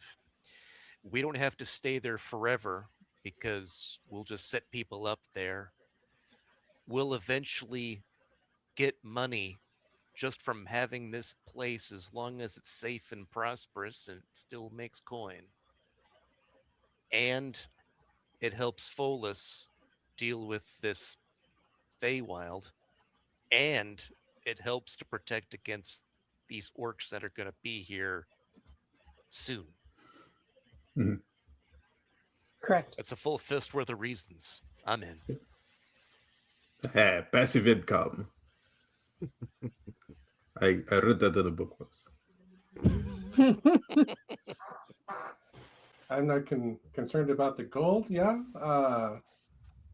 But the last I talked to my queen, which was a very long time ago, she told me to stay put and there would be a purpose. I would find a purpose one day. So I've been following whatever cause lands in front of me since then. This seems to be the next one.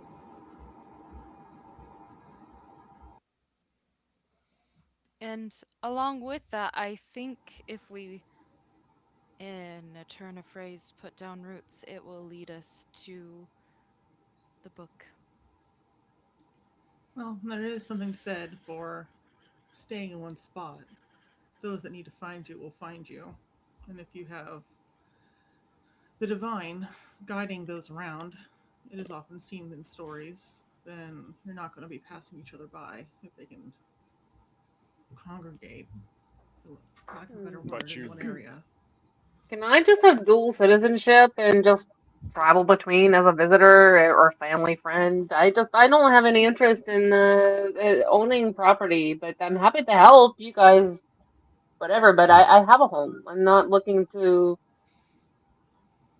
settle in a new spot at this point. Personally.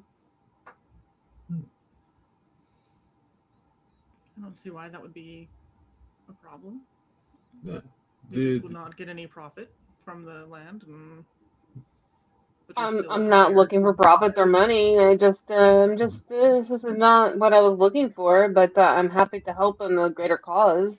No dispute with that, but I'm not going to take profit off of something I'm not that invested in with land wise, at least at the moment.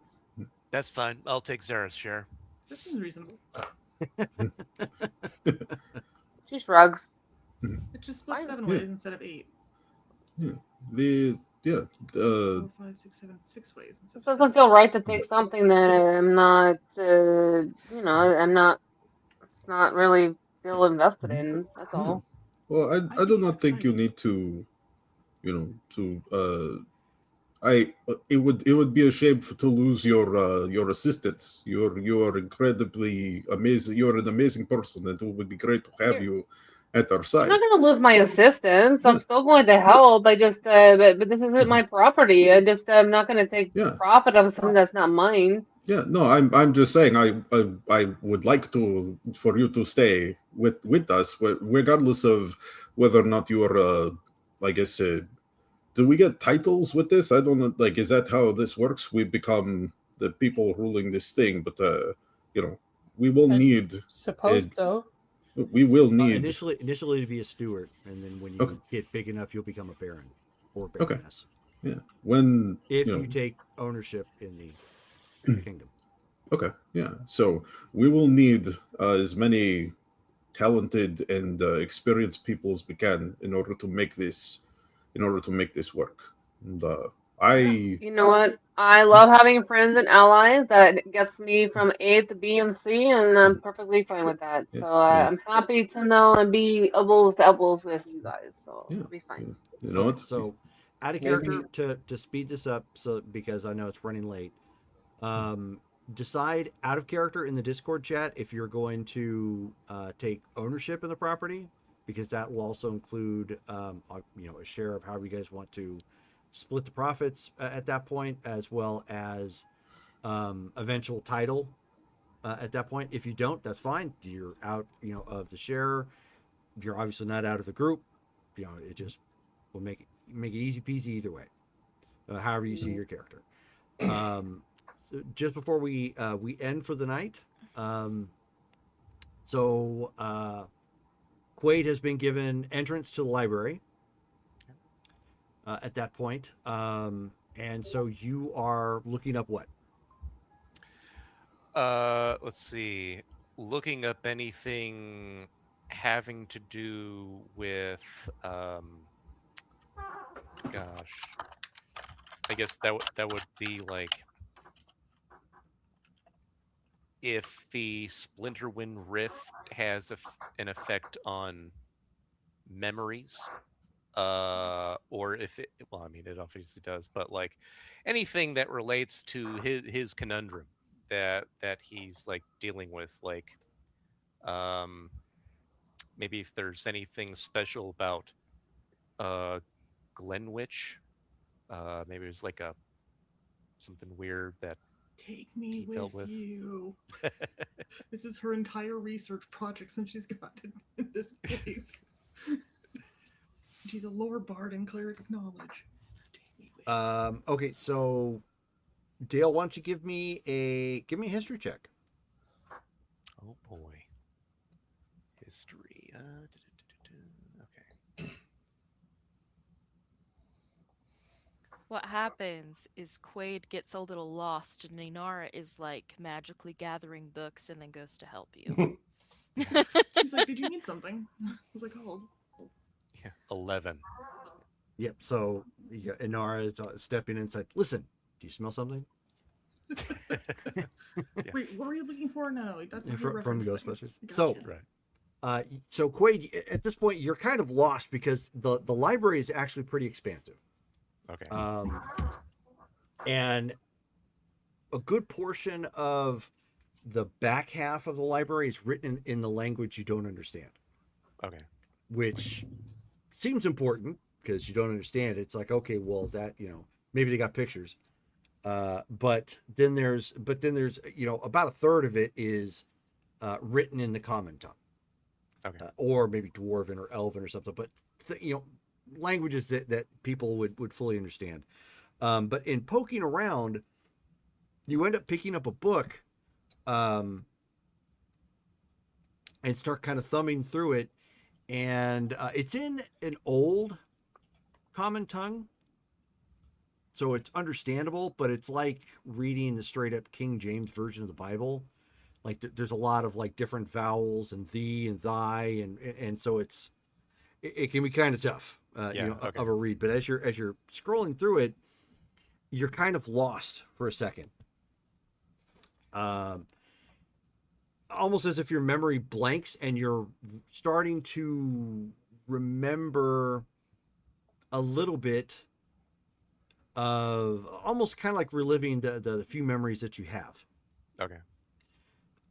But instead, this time you actually hear a voice, and it's the female that you remember. You don't really see her face, but instinctually something about it reminds you that that's her voice. That's what she sounded like.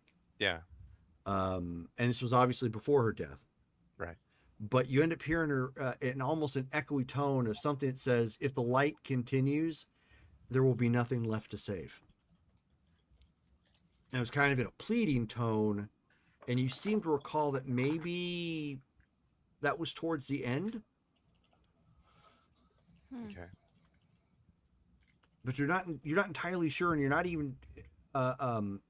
even certain like when it happened. You're just certain that was her, and that was a partial conversation that you had with her at that moment. Okay. It's like strange. I'm gonna need more help here. So he goes ahead and heads back to the party, and like whoever's there, he's like, who here's good with books and finding information in Her libraries? head whips around Oh, so oh fast. no. Yeah, we point. Yeah. She's like, what? What do you mean? What books? I Oh, have it's been all summoned. tactics. Tactics? No. What's reading. the what's the skill that would go with that? If you're doing research of this nature, history. Oh, I have I guess also bardic I'm knowledge. decent. We have a College of Lore bard with us, so Right. And a cleric of knowledge. I got you. I saw First that things roll earlier. first, comprehend language for everybody. Okay, so Inara's gonna help you. So is that okay? Yeah. Yeah. Inara wants- Alamore wanted to go to the library too, so she'll tag along. Okay, that's fine. Sweet. Okay. Obviously, we can go- pick up more of this next game too, but I'm just wrapping up on this point. So Inara, why don't you go ahead and give me a roll? Let's see what you learn. Alright, history. Everything. I am trying to type with the baby. Hold on. Yeah. No, don't fall.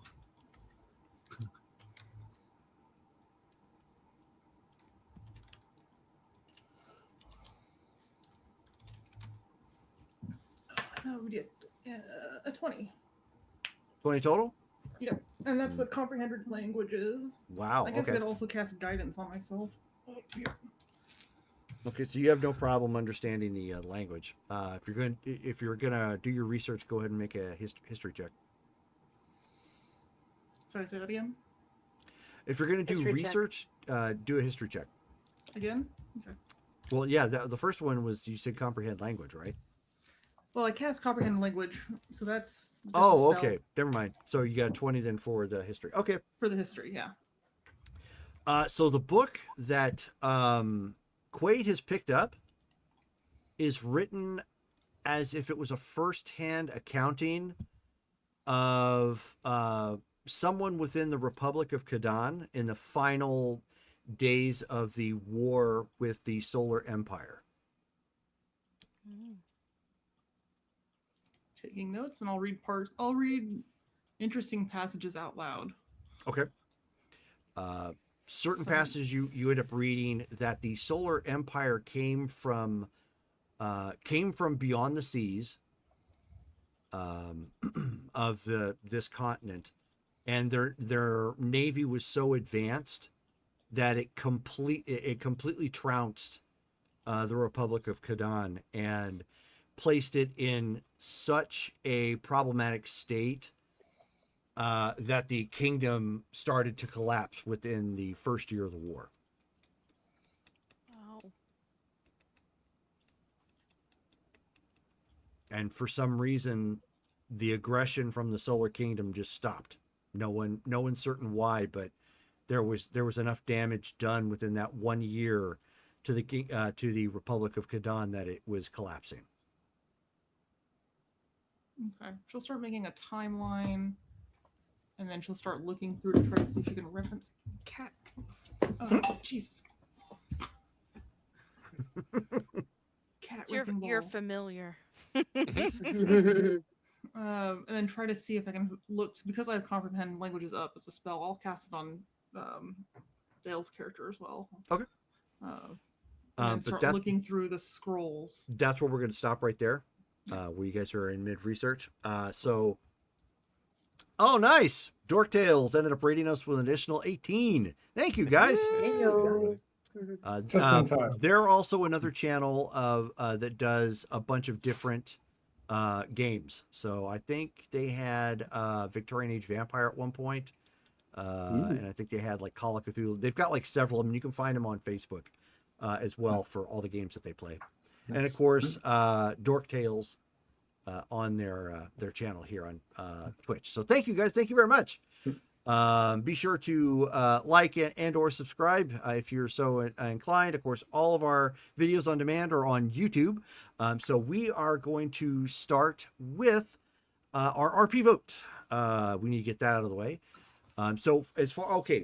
Before we do the RP vote, everybody gets the additional 800 XP for completing a story arc. Ooh. So make sure to write that down. Make sure that gets in the notes too. Yep. Now we go on to the RP vote. Starting off with Brittany. I'm going to go with Dale because he had some intriguing story come up.